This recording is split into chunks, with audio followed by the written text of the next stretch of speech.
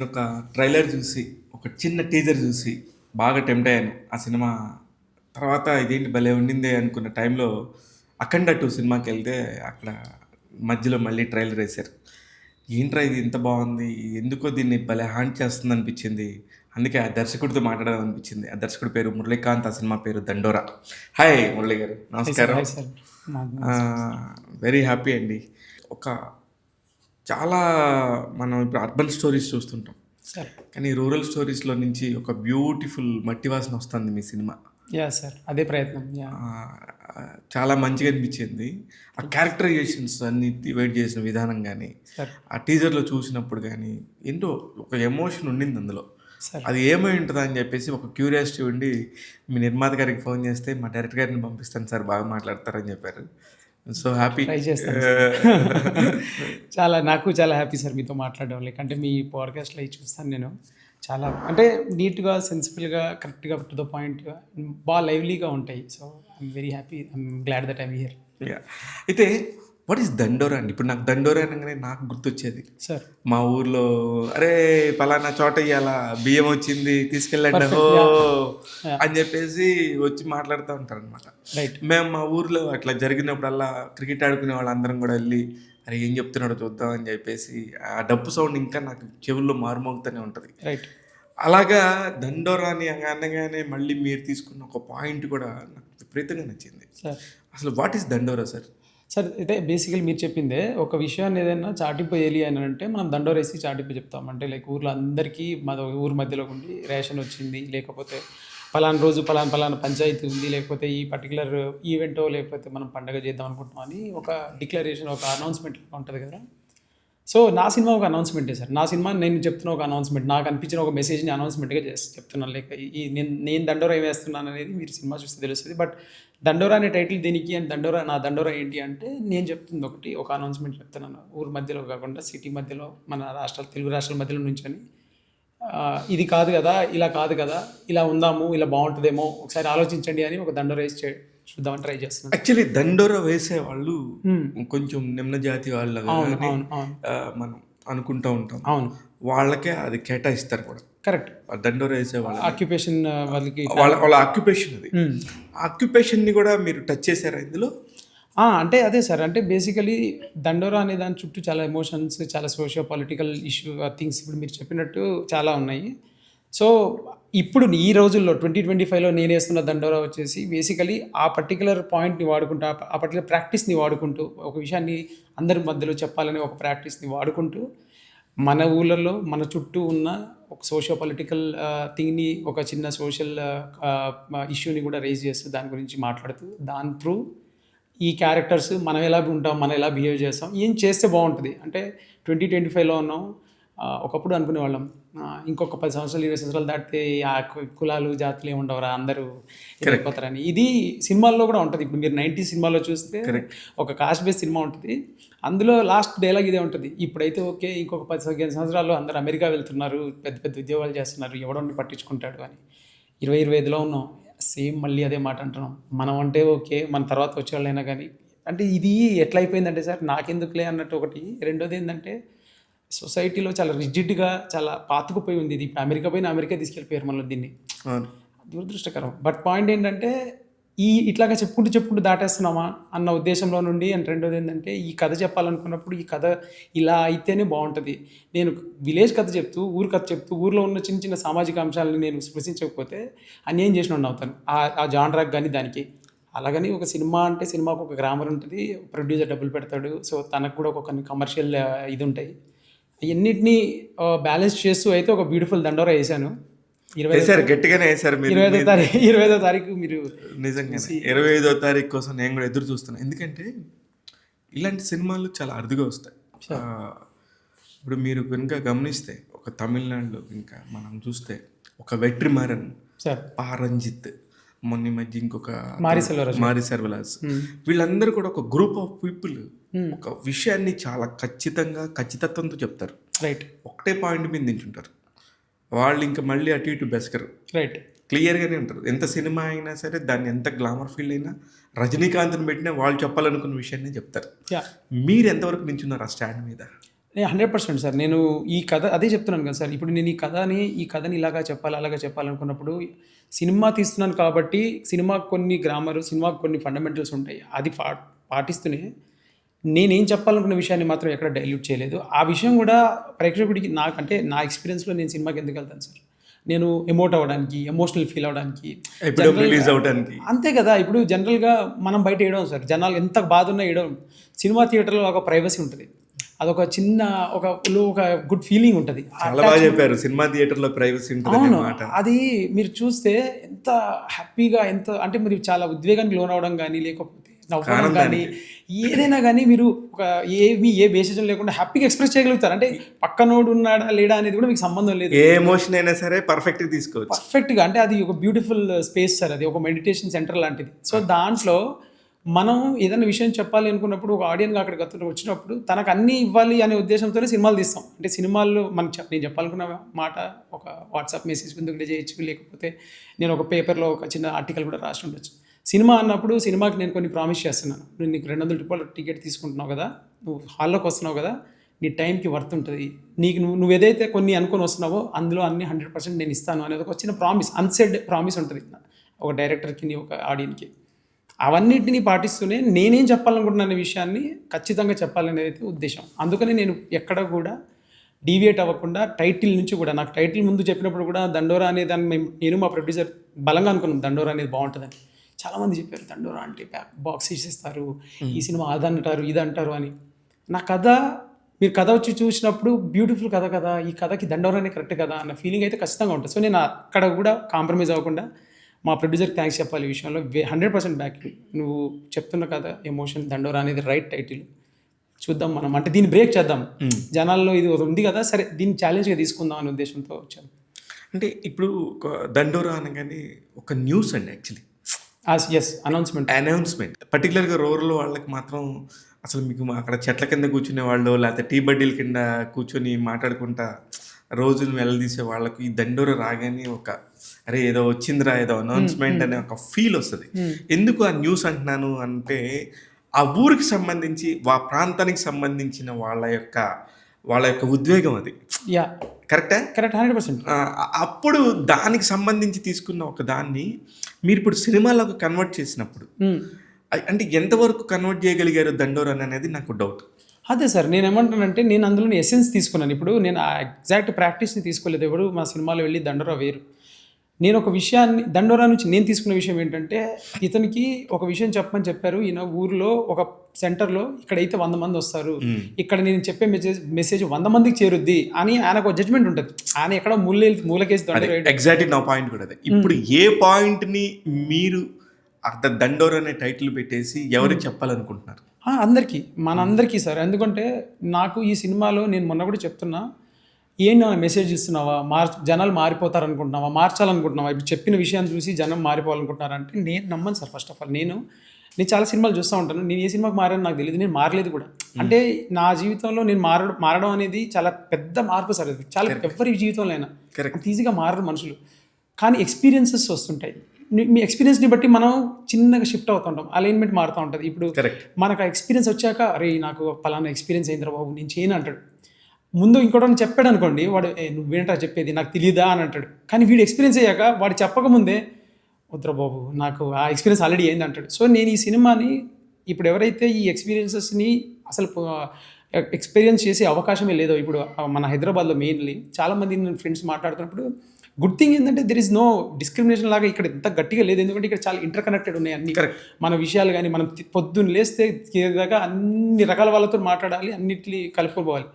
ఊర్లలో కొంచెం రిజిడిటీ ఉంది, ఇంకా ఊర్లలో ఆ సెగ్రిగేషన్ అనేది సార్ ఇంకా ఉంటావేంటి సార్.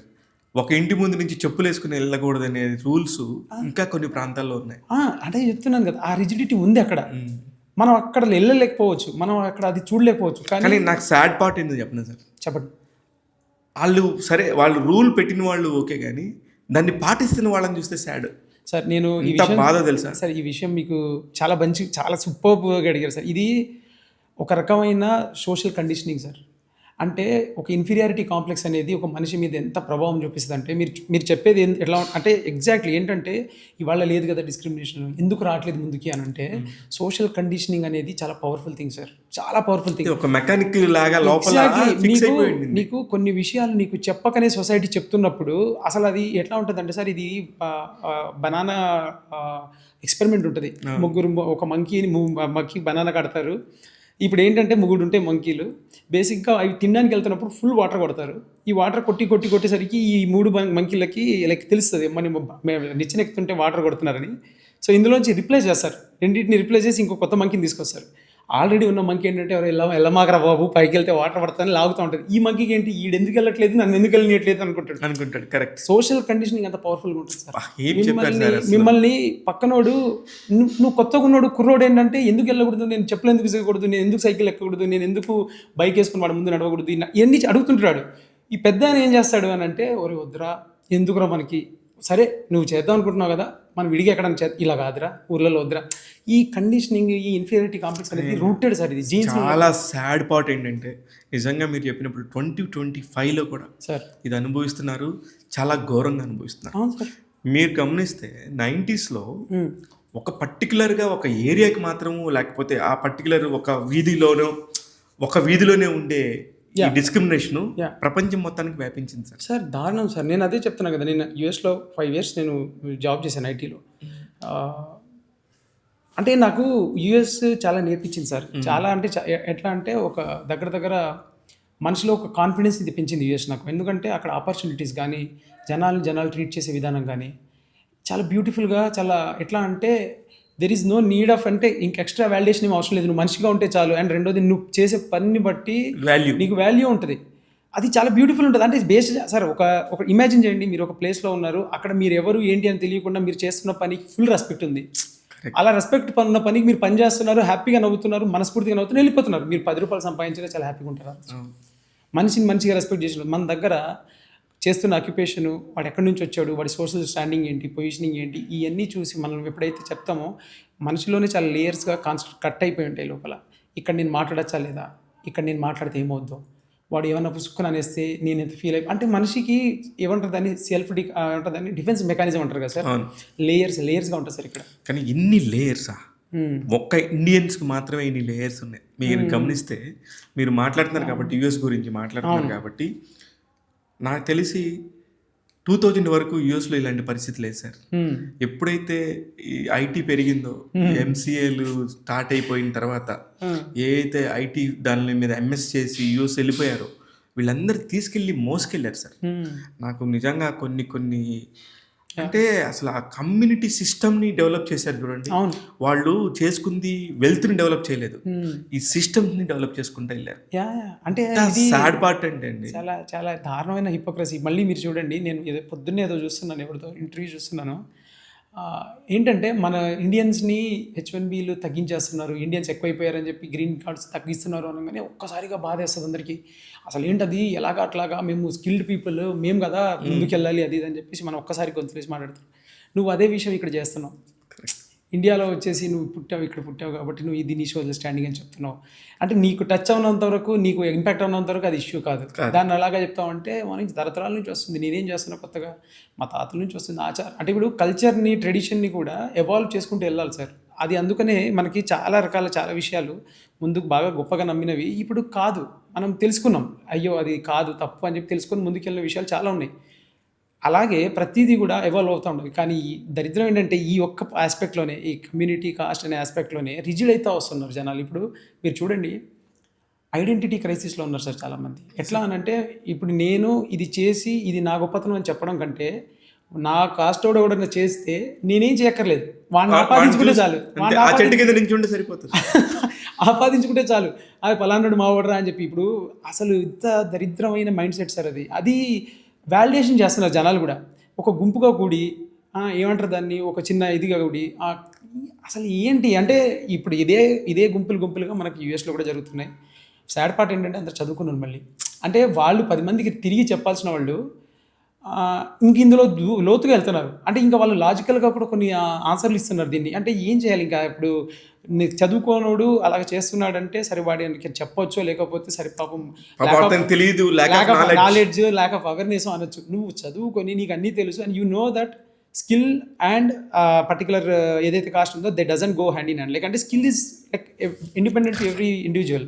సార్ మన దండోరలో కాస్ట్ గురించి ఎంత దాకా వెళ్తాం సార్ మనం?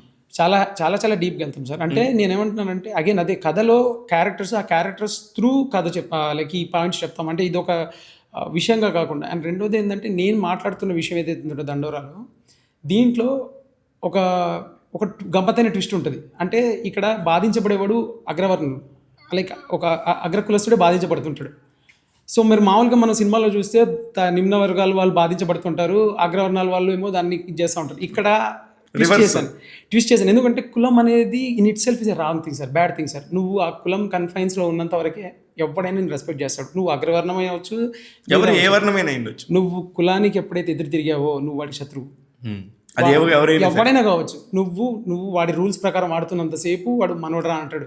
నువ్వు ఎప్పుడైతే ఎదురుతిరిగి తప్పురా ఇలా చేయడం కరెక్ట్ కాదురా అని అన్న రోజున ఏంటన్నా చెప్పి వాడే నీకు శత్రువు అయిపోతాడు. సో నా పాయింట్ అది, caste in itself is a bad thing. అది నువ్వు ఏ కాస్ట్లో ఉన్నా. See the point is annihilation of caste. Ambedkar గారి జాత్పాత్ ప్రొడక్ మండలికి పంపించిన స్పీచ్ ఇన్ఫెక్షియస్ ఇమిటేషన్స్ అంటాడు. ఇన్ఫెక్షియస్ ఇమిటేషన్స్ అంటే సార్ లైక్ ఏ బీని తొక్కుతుంటే బి సిని తొక్కి హ్యాపీ ఫీల్ అవుతుంటాడు, సి డీని తొక్కి హ్యాపీ ఫీల్ అవుతూ ఉంటాడు. ఏంటంటే వీడు పైనోడు నేను ఈ ట్రీట్మెంట్ ఇడికిస్తా, ఈ ట్రీట్మెంట్ ఇడికిస్తా. ఇది ఏమైపోతుంది అంటే మనము సెగ్రిగేషన్లో ఉండేసరికి ఏమంటారు దాన్ని, 4 storied building with no communication, no staircase అంటాడు. This is what we are living in. Like అంటే వాడు నన్ను దొక్కుతాడా, నేను విని దొక్కుతా. Sad thing sir. చేంజ్ అవ్వాలి. అంటే అదే చెప్తాను కదా సార్, స్కిల్ ఎప్పుడైతే వాల్యూ చేస్తారు, స్కిల్ని స్కిల్. కానీ ఒక ఆకలి అవుద్ది సార్. ఒక దగ్గరికి వెళ్తాం, వేడిగా ఉంటుంది. అది ఏ కులం అని సార్, అక్కడ అందరం ఎగబడి ఆ కడుపు నిండా తింటాం. అదే సార్, అప్పుడు తెలియట్లేదా ఈ కులాలు మతాలు? అదే కదా సార్ బ్యూటీ ఆఫ్ స్కిల్. అదే అతను 1 డే వంట నిన్ను 4 గంటలకి నిద్ర లేపి 4 AM బిర్యానీ అని చెప్పి పరిగెత్తుకుని వెళ్తున్నావు నువ్వు. ఎందుకు? నీకు అతను చేస్తున్న టేస్ట్ కానీ యూనిక్నెస్ అద్భుతం అని అనిపిస్తుంది కాబట్టి అక్కడ నీకు అవతలోడు ఇవ్వడానికి తెలియదు, అవసరం లేదు. చేసేవాడే కులము, తినేవాడే కులం, అవసరం లేదు. అంటే బ్యూటీ అది నీకు అవసరం. అంటే ఇప్పుడు అదే అంటే ఇక్కడ అవసరం వచ్చినప్పుడు మళ్ళీ కులంతో పని లేదు, కన్వీనియన్స్ సార్. ఇప్పుడు సెలెక్టివ్ యాక్టివిజం అంటారు కదా, అలాగా సెలెక్టివ్ కాస్టిజం అంది. ఎట్లా అంటే నాకు ఈ పర్టికులర్ విషయాల్లో మట్టికి మాకు లోపల కావాలబ్బా, ఆ తర్వాత నేను ఎక్కే ర్యాపిడో వాడు ఎవడైనా పర్లేదు, నేను తినే బిర్యానీ వాడు ఎవడో వండినా నాకు పర్లేదు. అంటే నాకు సుఖంగా సౌకర్యంగా ఉన్నంత వరకు ఐఎమ్ హ్యాపీ. నాకు ఎలక్షన్స్ వచ్చినప్పుడు, అదే అంటే పెళ్ళిళ్ళు జరిగినప్పుడు మా కులపొళ్ళు కావాలి, అంతే. మిగతా టైంలో మాకు అవసరం లేదు. బేసిక్గా అంటే చాలా సెలెక్టివ్గా ఉంటారు. అండ్ అదే సార్ హిపోక్రసీ అంటారు దాన్ని. నువ్వు బతకడానికి, నువ్వు తిరగడానికి, నువ్వు ఉండడానికి, సొసైటీలో ఏ గొడవ రాకుండా ఉండడానికి అందరూ కలిసి ఉన్నప్పుడు బాగుంటుంది. కానీ మీరు మాట్లాడుతుంటే నాకు ఒకటి అనిపిస్తుంది సార్. చెప్పండి సార్. నేను అంటే తెలియకుండా తెలిసి అసలు మన కులం ఏదనేది కూడా తెలియదు అవతల వాళ్ళకి. కానీ వాళ్ళు ఒక మోటోలోనో వాళ్ళు ఒక మోనోలాగ్లోనో బతికేస్తుంటారు. వాళ్ళు తెలియకనే పాపం. అంటే నేను అనుకోవటం, ఒకరోజు నాకు మంచినీళ్ళు ఇస్తున్నప్పుడు మామూలుగా మా ఇంట్లో అందరూ ఫ్రెండ్స్ వస్తారు, అందరం తింటాం, అందరం పళ్ళెంలో తినే అంత ఫ్రెండ్షిప్ ఉంటుంది. వాళ్ళ ఇంటికి వెళ్ళాను, నా ఫ్రెండ్ వాళ్ళ ఇంటికి. వాడు బతిమలాడితే ఎక్కడో ఒక చిన్న సంశయం ఉంది, కానీ టక్మని అందరూ ప్లేట్లు పెడతా నాకు ఇస్తరాకేశారు. నాకు అర్థం కాలేదు. నేను వెంటనే ఐ రియాక్టెడ్ వెరీ షార్ప్. అంటే దట్ ఏజ్ గ్రూప్ కూడా ఉండొచ్చు. వెంటనే ఏంటది అని చెప్పి లెగిపోయాను. వాడు వెంటనే పట్టుకొని ప్లీజ్ ఏమనుకో మా ఇంట్లో వాళ్ళు. సరే మరి 24 గంటలు ఆడుతూ తిరుగుతాం కదా, సరే అని చెప్పి కూర్చుంటే ఒక గ్లాస్లో వాటర్ పోసేటప్పుడు ఎంత దూరంగా పోసారంటే నాకు still I remember. This is about నాకు తెలిసి 20-25 years బ్యాక్ జరిగి ఉండొచ్చు. I still remember that day. నాకు ఇప్పటికీ కళ్ళమ్మ నీళ్ళు వస్తాయి. నేను అప్పటి నుంచి నాకు ఎవరైనా ఇంటికైనా వెళ్ళాలంటే చాలా భయం వేస్తుంది. అంటే ఇక్కడ నేను తక్కువ జాత ఎక్కువ జాత ఇంకోట కాదు సార్. అసలు ఆ మనుషుల్ని చూస్తే పిటి అనిపిస్తుంది నాకు. వాట్ దేర్ అది నాకు అనుభవించిన ఒక సంఘటన అది. మీకు లైఫ్లో అలాంటిది ఏమన్నా జరిగిందా సార్? అంటే ఒకటి సార్, నీకు I was very fortunate enough. అంటే నాకు చదువు ఉండింది సార్ బాగా. అంటే లైక్ మా నాన్న ఒకటి నమ్మాడు సార్ బలంగా, చదువుకోవాలి, గట్టిగా చదవాలి. ఆయన బేసిక్గా ఏంటంటే పాలిటిక్స్లో యాక్టివ్గా తిరిగేవాడు. ఇప్పుడు లేదు, ఆయన బేసిక్గా పాలిటిక్స్లో యాక్టివ్గా తిరిగేవాడు. ఆయన జనాలను చూసేవాడు, రెస్పెక్ట్లను చూసేవాడు, రకరకాల విషయాలను గమనించేవాడు. ఆయనకు ఆ ఎక్స్పోజర్ ఉండేది. మాకు అప్పుడు చెప్పే విధానం చెప్పేవాడు, కానీ మాకు అర్థమయ్యేది కాదు. చదువుకోవాలరా అనేవాడు. రెండోది ఏంటంటే యాక్టివ్గా ఉండాలి అనేది మా నాన్న చూసి మేము తెలుసుకునే విషయం. 10 మందిలో యాక్టివ్గా నిలబడాలి, మాట్లాడాలని. కరెక్ట్. ఇది ఏంటంటే ఒక రకమైన కాన్ఫిడెన్స్ని, ఒక చిన్నపాటి కాన్ఫిడెన్స్ని ఇంట్లో వాళ్ళే బిల్డ్ చేస్తూ వస్తున్నప్పుడు మనకేంటంటే ఇంకా అసలు ఆ లాక్స్ ఉండే. ఇప్పుడు మీకు జరిగిన విషయం చాలా అన్ఫార్చునేట్. నాకు అలాంటిది జరగలేదు. అంటే నేను దాన్ని ఎట్లా చూస్తానంటే ఎక్కడో అక్కడ అది నేను జరగకుండా తప్పించుకున్నానని చెప్పి అనుకుంటాను నేను. ఎందుకనంటే చదువుకున్నప్పుడు ఎక్స్పోజర్ ఉన్నప్పుడు కొన్ని విషయాలు చాలా ముందే చెప్పాను కదా సార్, గెస్ట్ చేస్తాం మనం, సెకండ్ గెస్ట్ చేస్తాం విషయాలు, తెలిసిపోతుంటుంది. ఓకే, ఇక్కడ వీళ్ళు ఇలాగా చాలా ఆడుగా బిహేవ్ చేస్తున్నారు, వాట్ ఎవర్ అని చెప్పేసి. సో మనం దానికి చాలా స్మార్ట్గా పక్కన తప్పుకొని ఉంటుంది. బట్ నేనున్నంత ప్రివిలేజ్డ్గా, నేనున్నంత వోకల్గా, కాకపోతే నేనున్నంత షార్ప్గా ఇంకో మా ఫ్రెండ్ ఉండకపోవచ్చు, నా తమ్ముడు ఉండకపోవచ్చు, లేకపోతే నా చుట్టాలు ఎవరో అబ్బాయి ఉండకపోవచ్చు. వాళ్ళు ఫీల్ అవుతారు, వాళ్ళు హర్ట్ అవుతారు. లేదు సార్, ఇప్పుడు నేను మాట్లాడుతుంటే కూడా నాకు తెలియకుండానే ఆ ఎమోషన్ నాకు అలా చాలా లైఫ్ అలా ఎందుకో కొన్ని ఎమోషన్స్ వెళ్ళట్లేదు. ఒకసారి సార్ నేను గుర్తుంది నాకు, ఒక అతను మా ఇంటి ముందు వచ్చి, అంటే బేసిక్గా వచ్చి వాటర్ అడుగుతున్నాడు. రోడ్డు పని చేసి ఇంటి ముందు వచ్చి వాటర్ అడుగుతున్నాడు. పక్కనే సిమెంట్ వర్క్ జరుగుతుంది, ఎవరు లేరు అనుకుని బేసిక్గా వాటర్ కోసం చూశాడు, లేకపోతే ఎవరు లేరు, సరే మా ఇంటి దగ్గర వచ్చి వాటర్ అడుగుతున్నాడు. వాటర్ వస్తే లోపలికి వచ్చి తాగు అని అంటుంది మా అమ్మ. వాటర్ బాటిల్లో ఉంటుంది, అక్కడ పెట్టి లోపలికి. ఆయన ఇంత సంశయించిపోతున్నాడు, ఎంత నలిగిపోతున్నాడు అంటే పుసుక్కున్నా నేను అక్కడికి వెళ్ళాక అరే నువ్వా అని చెప్పేసి వాటర్ బాటిల్ వేస్తుందేమో, వాటర్ గ్లాస్లో ఇప్పుడు మీరు చెప్పినాయి అంటే నాకు చాలా భయంగా. అంటే అక్కడ పెద్ద జాతి అదేం కాదు సార్, లైక్ వాళ్ళు పడిన బాధ ఎలాంటిది చూడండి ఒక్కసారిగా. ఆయన కనీసం నీళ్లు తాగడానికి ఒక 10 నిమిషాలు వదిలేనమ్మా ఇచ్చేయండి అని అంటున్నాడు. ఆయన బాటిల్లో ఇమ్మంటున్నాడు. కరెక్ట్. నేను ఎందుకు పడాలి, ఏమో ఎవరికి తెలుసు, నేను ఎందుకు ఛాన్స్ తీసుకో అంటే ఎంత కండిషనింగ్ జరిగింది చూడండి సార్. ఆయన పడిన బాధలు ఎన్ని ఉంటాయి. అంత బాధపడితే మనిషి ఎంత ఫిల్టర్ చేసుకుని ఉంటాడు. సాటి మనిషిని దప్పికి నీళ్ళు అడగడానికి. అది నేను అక్కడే కూర్చొని పక్కన ఏదో మా ఫ్రెండ్తో మాట్లాడుతూ ఉన్నాను.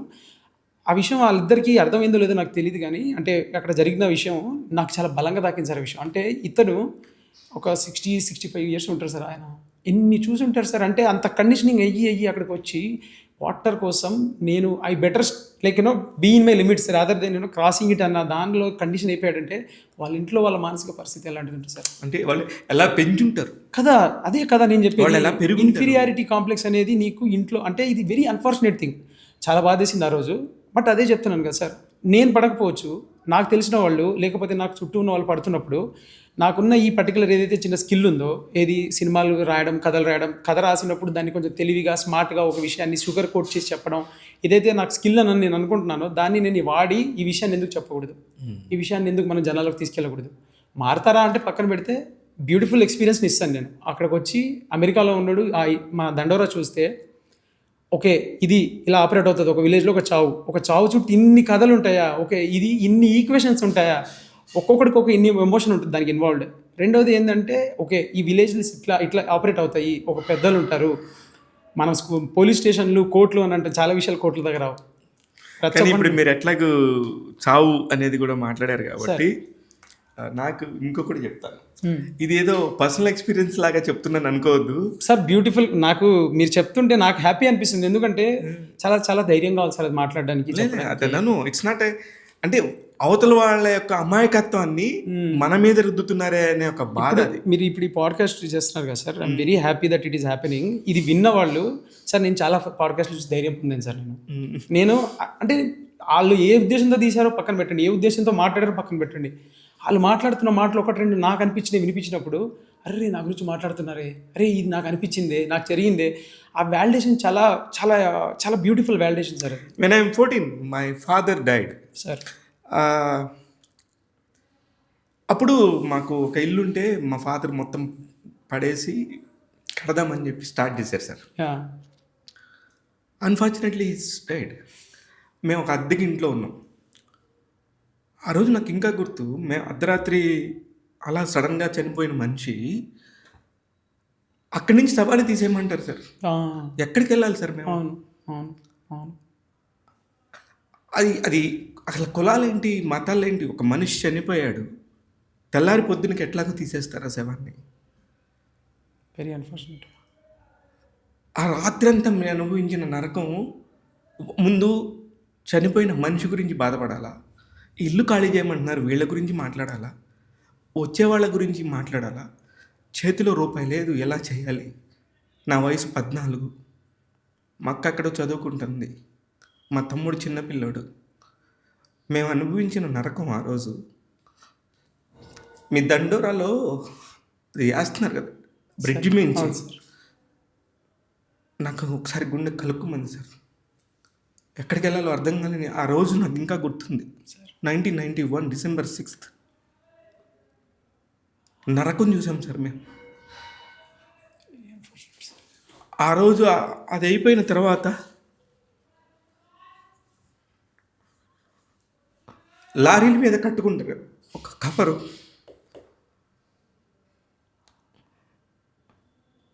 ఆ కవర్ కట్టుకొని మేము మా ప్లేస్ ఏదైతే ఉందో అక్కడికి వెళ్ళి ఒక కవర్ కట్టుకొని ఉన్నాం సార్ మేము, మా అమ్మ మేము ముగ్గురు. అంటే 11th డే దాకా కూడా వాళ్ళు ఇవ్వలేము మాకు అక్కడ ఆ ప్లేసు. నా కళ్ళారా జరిగింది సార్ ఇది.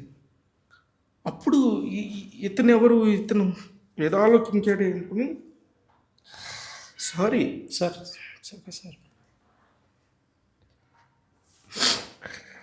నాకు తెలియదు సార్, నేను మాట్లాడేటప్పుడు ఇలా మాట్లాడతాడని కూడా తెలియదు నాకు. అది నిజంగా చాలా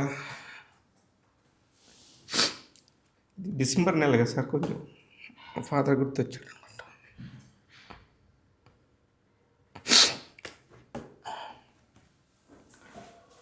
సార్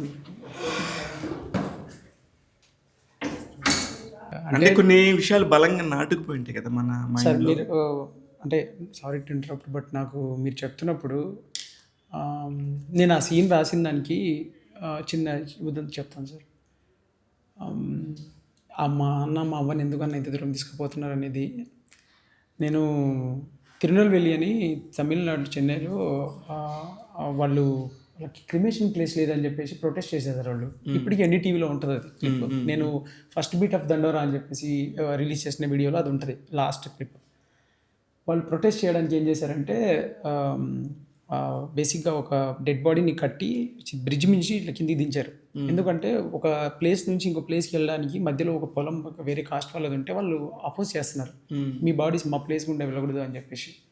సో అది జరిగినప్పుడు నేను అది చూసి షాక్ అయ్యాను. నేను అది ఒక చిన్న న్యూస్ ఇన్సిడెంట్ ఆర్టికల్లో షాక్ అయ్యాను. నేను షాక్ అయ్యి ఇదేంటి ఇది ఇంత దారుణంగా ఉంది అని చెప్పేసి అనుకున్న టైంలో నాకు దాని గురించి ఏదైనా చెప్పాలి చేయాలనేది అప్పుడు లేదు, ఆ పర్స్పెక్టివ్ అసలు లేదు.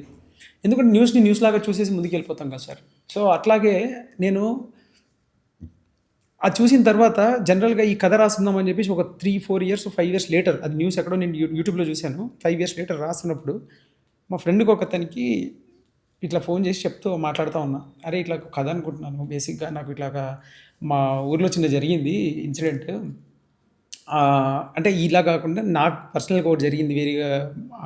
ఒకళ్ళు పూడ్చే ప్లేస్లో మేము వడ్లు ఎండబెడుతున్నాం అనమాట, నేను మా తమ్ముడు. మొత్తం పరిచేసి ఎండబెడుతుంటే అప్పుడు నేను దాదాపు 120-130 కిలోలు బరువు అండ్ రెండోది US నుంచి వచ్చున్నా. విపరీతమైన జాలి ఇంట్లో వాళ్ళందరికీ. వీడు అమ్మ హ్యాపీగా ఉండేది ఆ లైఫ్లో వదిలేసి సినిమా అని చెప్పేసి వచ్చాడు, వీడికి అసలు పిచ్చి, ఏం చేద్దాం, వీడిని ఎట్లా పంపించాలి ప్రతి 2 నిమిషాలకి ఒకసారి గుర్తు చేసేవాళ్ళు, ఎందుకురా నీకు అవసరం మరా నీకని. నాకేమో ఇది చేయాలి, సినిమాలు చెప్పాలనే ఉద్దేశం. వెనక్కి వెళ్తే మళ్ళీ ఏమో ఓడిపోయానేమో అన్న ఫీలింగ్ ఉంటాయి కదా సార్, అవి ఉండేది. ఆయన వచ్చి ఆ రోజు ఇది తీయాలండి మీరంతా అని చెప్పేసి అన్నప్పుడు, ఎట్లా తీస్తాను నేను, ఇప్పుడు దాకా కష్టపడి నన్ను చూస్తున్నావు, నా అవతారం ఎట్లుందో అది ఇది అంటే, లేదు సార్ మాకు ఇదే అలకెట్ అయింది, ఇక్కడే మేము పూడ్చాలి అని అన్నాడు ఆయన. ఆ రోజు నాకు ఇక్కడ కానీ ఇంకొక పర్మనెంట్ స్ట్రక్చర్ లాంటిది రోడ్డు ఎక్స్టెన్షన్లో పోవడమో లేకపోతే ఒక పెట్రోల్ బంక్, ఒక గుడి ఏదో కట్టేసి ఉంటే నువ్వు ఎక్కడికి వెళ్ళేవాడివి అనే క్వశ్చన్ నాకు అనిపించింది. నేను అడగలేదు, పాపం ఆయన చాలా పెద్ద ఆయనలా ఉన్నాడు, అడగలేదు. కానీ ఇంకా మేము తీయాల్సి వచ్చింది, అది పక్కగా జరిపాం మళ్ళీ పెద్ద ఎఫర్ట్. ఆ రాత్రి నేను గూగుల్ చేయడం స్టార్ట్ చేశాను, ఇలాగ ఎలా జరుగుతుంది, ఏదైతే క్రిమేషన్ చేయడానికి ఇబ్బందులు పడుతున్నప్పుడు ఏ ఇబ్బందులు ఉన్నాయని చెప్పి క్రిమ్ చేసి, నేను నా షాక్కి నేను తమిళనాడులో ఎప్పుడో చూసిన ఇన్సిడెంట్ నాకు గుర్తుంది. నేను తమిళనాడులో జరుగుతుంది ఇది, తమిళనాడులో మనకి దూరంగా ఉత్తరప్రదేశ్లో మన యూపీలో జరిగింది, ఇలాంటివి జరుగుతున్నాయి, ఎక్కడెక్కడ ఉన్నాయి అనుకున్న నాకు ఒక బిగ్ ఐ ఓపెనర్ ఏంటంటే number of cases around me. గుంటూరులో ఇక్కడ రోడ్డు మీద కాల్చారు, ఆవిడని అలో చేయకపోతే రోడ్డు మీద కాల్చారు, వాళ్ళ కుటుంబం ఏం చేయాలో తెలియక. ఇంకొక దగ్గర చిన్న పిల్లోడు వాళ్ళ మదర్ చనిపోయింది, హాస్పిటల్ వాళ్ళు బేసిక్గా ఏంటంటే డెడ్ బాడీని ఎవరు కలెక్ట్ చేసుకోవట్లేదు అని చెప్పేసి అలాగే పెట్టుకుంటే వాడికి ప్రొసీజర్ తెలియదు, ఏం తెలియదు, ఏం చేయాలో తెలియనప్పుడు బేసిక్గా క్రిమేషన్ చేయడానికి ఇబ్బంది పడుతుంటే అదొక ఫోటో చూశాను నేను. అంటే క్రిమేషన్ చుట్టూ మనము క్రిమేషన్ మనిషి చనిపోవడం తర్వాత మొదలయ్యే కథలు చాలా భయంకరంగా ఉంటాయి సార్ ఆ చుట్టూ ఉన్న వాళ్ళకి. ఈ స్పేస్లో ఇప్పుడు మీరు చెప్తున్న కథని మీరు చెప్తున్న నాకు జల్లుమని ఎందుకు అని అంటే, నేను ఆ మాట పిల్లోడితోటి అన్న మా అవ్వని ఎందుకన్నా ఇంత దూరం తీసుకెళ్తున్నారు అనే మాట నేను చాలా అమాయకత్వంతో రాసిన మాట వస్తుంది. ఎందుకంటే వీడికి తెలీదు ఇక్కడ ఒక కాస్ట్ స్ట్రక్చర్ ఉంది, మీకు ఇక్కడ లేదు క్రిమేషన్, మీరు ఎక్కడికో చెరువు కట్టకు తీసుకెళ్ళాలి అని వాడికి ఎలా చెప్తారు అక్కడ ఉన్నోళ్ళు. కాకపోతే ఏంటంటే చనిపోయింది ముసలిది, వాడికి తెలియదు, వాళ్ళు తీసుకెళ్తున్నారు, సాయం చేస్తున్నారు. అంటే ఇదేం సర్రియల్ థింగ్ సార్, నాకు సీరియస్గా చెప్తున్నాను కదా. ఆ పిల్లోని మీరు చెప్తుంటే ఆ 14 ఏళ్ళ వయసులో నేను అక్కడ ఏం చేయాలో అర్థం కాలేదు నాకంటే. నేను ఆ పిల్లోని ఊహించుకున్నాను సార్, నేను అది రాస్తున్న దాన్ని ఊహించుకున్నాను. అంతో ఆ ఏజ్లో ఉండుంటారు కదా, ఆ అమాయకత్వంతో ఉండుంటారు కదా, ఎందుకు జరుగుతుంది నాతోటి ఇది అని అనిపించింది. అంటే మీకు ఆ టైంలో మీకున్న సోషల్ అవేర్నెస్ కానీ లేకపోతే ఏవి కానీ ఈ క్వశ్చన్కి మీరు ఈ క్వశ్చన్ అయితే వేసుకుని ఉండరు. లేదు, నాకు తెలీదు చుట్టూ ఉన్న వాళ్ళు సడన్గా ఎందుకు ఫ్లిప్ అయ్యారు నా మీద. అండ్ రెండోది మా నాన్న లేడు నాకు ఈ సిచ్యువేషన్లో ఇలా. అంటే ఇంకా బెటర్గా చెప్పాలంటే ల్యాక్ ఆఫ్ ద వర్డ్, ఒక్కసారిగా నీ పొద్దున్న దాకా ఆడుకున్న వాళ్ళందరూ నన్ను ఎందుకు ఇలా దూరం పెడుతున్నారు అని చాలా బాగా డిసోన్ చేసుకుంటాం కదా మనల్ని మనము. నాకు ఏ అర్థం ఎస్కేపిజం అంటాం కదా, నాన్న చనిపోయాడని బాధపడాలా లేకపోతే తీసి అని చెప్పేసి కంగారు పెడుతున్నారని చెప్పి దేనికి బాధపడాలి, దేనికి నా బాధ. ఇప్పుడు అది మీరు చెప్తుంటే నేను రాసిన సార్ బ్యూటిఫుల్ ఉంటుంది సార్. మీరు I'm telling you will have lot of ఇలాంటిది ఒకటి మీకు జరగడం వాట్ ఎవర్ ఇస్ చాలా అన్ఫార్చునేట్ అయినా. నేను ఆ కథలో ఆ పిల్లోడు కథ చెప్పాను, ఆ పిల్లోడు అద్భుతంగా ఉంటుంది. మీకు ఆ పిల్లోడు కథ, ఆ కథ బాగుంటుంది. అలాగే శివాజీ గారు నాది అదే చెప్తున్నాను. అంటే నేను 34 ఏళ్ల కిందట చూసింది కూడా స్టిల్ ఇంకా జరుగుతుంది సార్. స్టిల్ నేను ఇప్పటికీ కూడా నేను వాదించేది, నాకు అది గుర్తొచ్చే ఎమోషనల్ అయ్యాను. కానీ మెదక్లో మాచవరం అనే ఒక ఊరు ఉంటుంది, మెదక్కి దగ్గర. మా పక్కన ఊరు అది మెదక్, మాచవరం నాకు తెలుసా. అక్కడ నాకు తెలిసిన సాంబశివరావు గారు అని ఒక ఆయన ఊరందరితో ఫైట్ చేసి ఊరందరిని కలుపుకొని ఆయన అబ్బాయి నేను ఒకటి సాధించానని చెప్పాడు ఒకరోజు. చాలా పెద్ద ఆయన స్కూల్ టీచర్గా రిటైర్ అయ్యారు, చాలా క్లోజ్గా ఉంటారు, చాలా ఫ్యామిలీ ఫ్రెండ్. ఆయన ఏంటండి సాధించిందంటే శ్మశానం కట్టించేసాము అబ్బాయి అన్నాడు. శ్మశానం ఉంటుంది కదా ఊర్లో అనుకున్నాను. ఆ ఊరికి లేదు, ఆయన కట్టించాడు. పలానా వాళ్ళు ఇక్కడికి వచ్చినప్పుడు ఇలా క్రిమేషన్ చేసుకోవచ్చు, పూడ్చేవాళ్ళు అయితే పూడ్చేవాళ్ళు, కాల్చేవాళ్ళు అయితే కాల్చేవాళ్ళు, అక్కడ స్నానాలు చేయాలి, ఇక్కడ చేసుకోవాలి, ఇవన్నీ లేవమ్మా. నేను మా అబ్బాయి అమెరికాలో సంపాదిస్తున్నాడు కాబట్టి మా అబ్బాయి దగ్గర నుంచి ఊర్లో వాళ్ళ దగ్గర నుంచి అందరి దగ్గర నుంచి పోగేసి ఇది చేశాను, నా లైఫ్లో నేను సాధించింది ఇదే అని చెప్తున్నప్పుడు ఈయనేంటి ఇలాగా దీని గురించి చెప్తున్నాడు అనుకున్నాను నేను. ఆ తర్వాత నేను అనుకోకుండా ఆ ఊర్లో ఇంకా 2-3 ఇలాంటి పనులకి క్రిమేషన్ వాటి కోసం వెళ్ళాల్సి వచ్చినప్పుడు అరే ఆయన చూసి ఇది నేనే కట్టించాను ఇది చేస్తున్నాను అన్నప్పుడు ఐ ఫెల్ట్ ఓకే, ఇది కూడా ఒక నిత్యావసరమే, ఇది కూడా ఒక నిత్యావసరమే. పుట్టుక ఎంత ఇంపార్టెంటో చావు కూడా అంత ఇంపార్టెంట్ అనేది నాకు ఆ రోజు. సార్ చావులో అంటే మనిషి ఎలా బతికాడు అనేది ఎవరికి అవసరం లేదు సార్. వాడు లోపల కడుపుకి ఏం తింటున్నాడు, కారం తిని పడుకుంటున్నాడా, మంచినీళ్ళు తాగి పడుకుంటున్నాడా అవసరం లేదు సార్ జనాలకి. అందుకనే అక్కడ ఓకే, కానీ చనిపోయాక మనిషికి మనము, అందుకని ఆ మాట నేను చావు అనేది మనిషికి మనం ఇచ్చే ఆఖరి మర్యాద అని అది చాలా నేను అది రాసినప్పుడే నాకు పులకరించిపోయింది సార్. అంటే నేను ఎలా రాశాను, నా సబ్ కాన్షియస్ నుంచి ఎలా వచ్చింది అనేది. అంటే నేను కొన్ని కేశవరెడ్డి నవలలు చదివాను సార్ నేను, శ్మశానం దున్నేరు కానీ, అతను అడుగు జయించాడు కూడా బాగుంటుంది కేశవరెడ్డి గారి. అసలు ఆయన అద్భుతంగా రాస్తారు. అద్భుతంగా ఎట్లా రాస్తారంటే ఒక చిన్న విషయాన్ని 10 పేజీల్లో చెప్తారు. అసలు జరిగింది చాలా చిన్న విషయం, 10 పేజీలు మీరు ఉత్కంఠంగా చదువుతూ ఉంటారు. ఏం చెప్తున్నాడు అంటే ఆ రీసెర్చ్ ఉంటుంది, ఆ ఉత్కంఠ ఉంటుంది, ఆ గ్రిప్పింగ్ ఉంటుంది. అందులో కొన్ని వర్డ్స్ ఉంటాయి అన్నమాట. ఎండమూరి వీరేంద్రనాథ్ గారి ఒక నవల ఉంటుంది, I think I don't know, స్వరభేతాళమో లేకపోతే అన్నెల్లో ఆడపిల్ల రెండిట్లో ఒకటి. అందులో ఒక లైన్ నాకు అనిపించింది ఏంటంటే,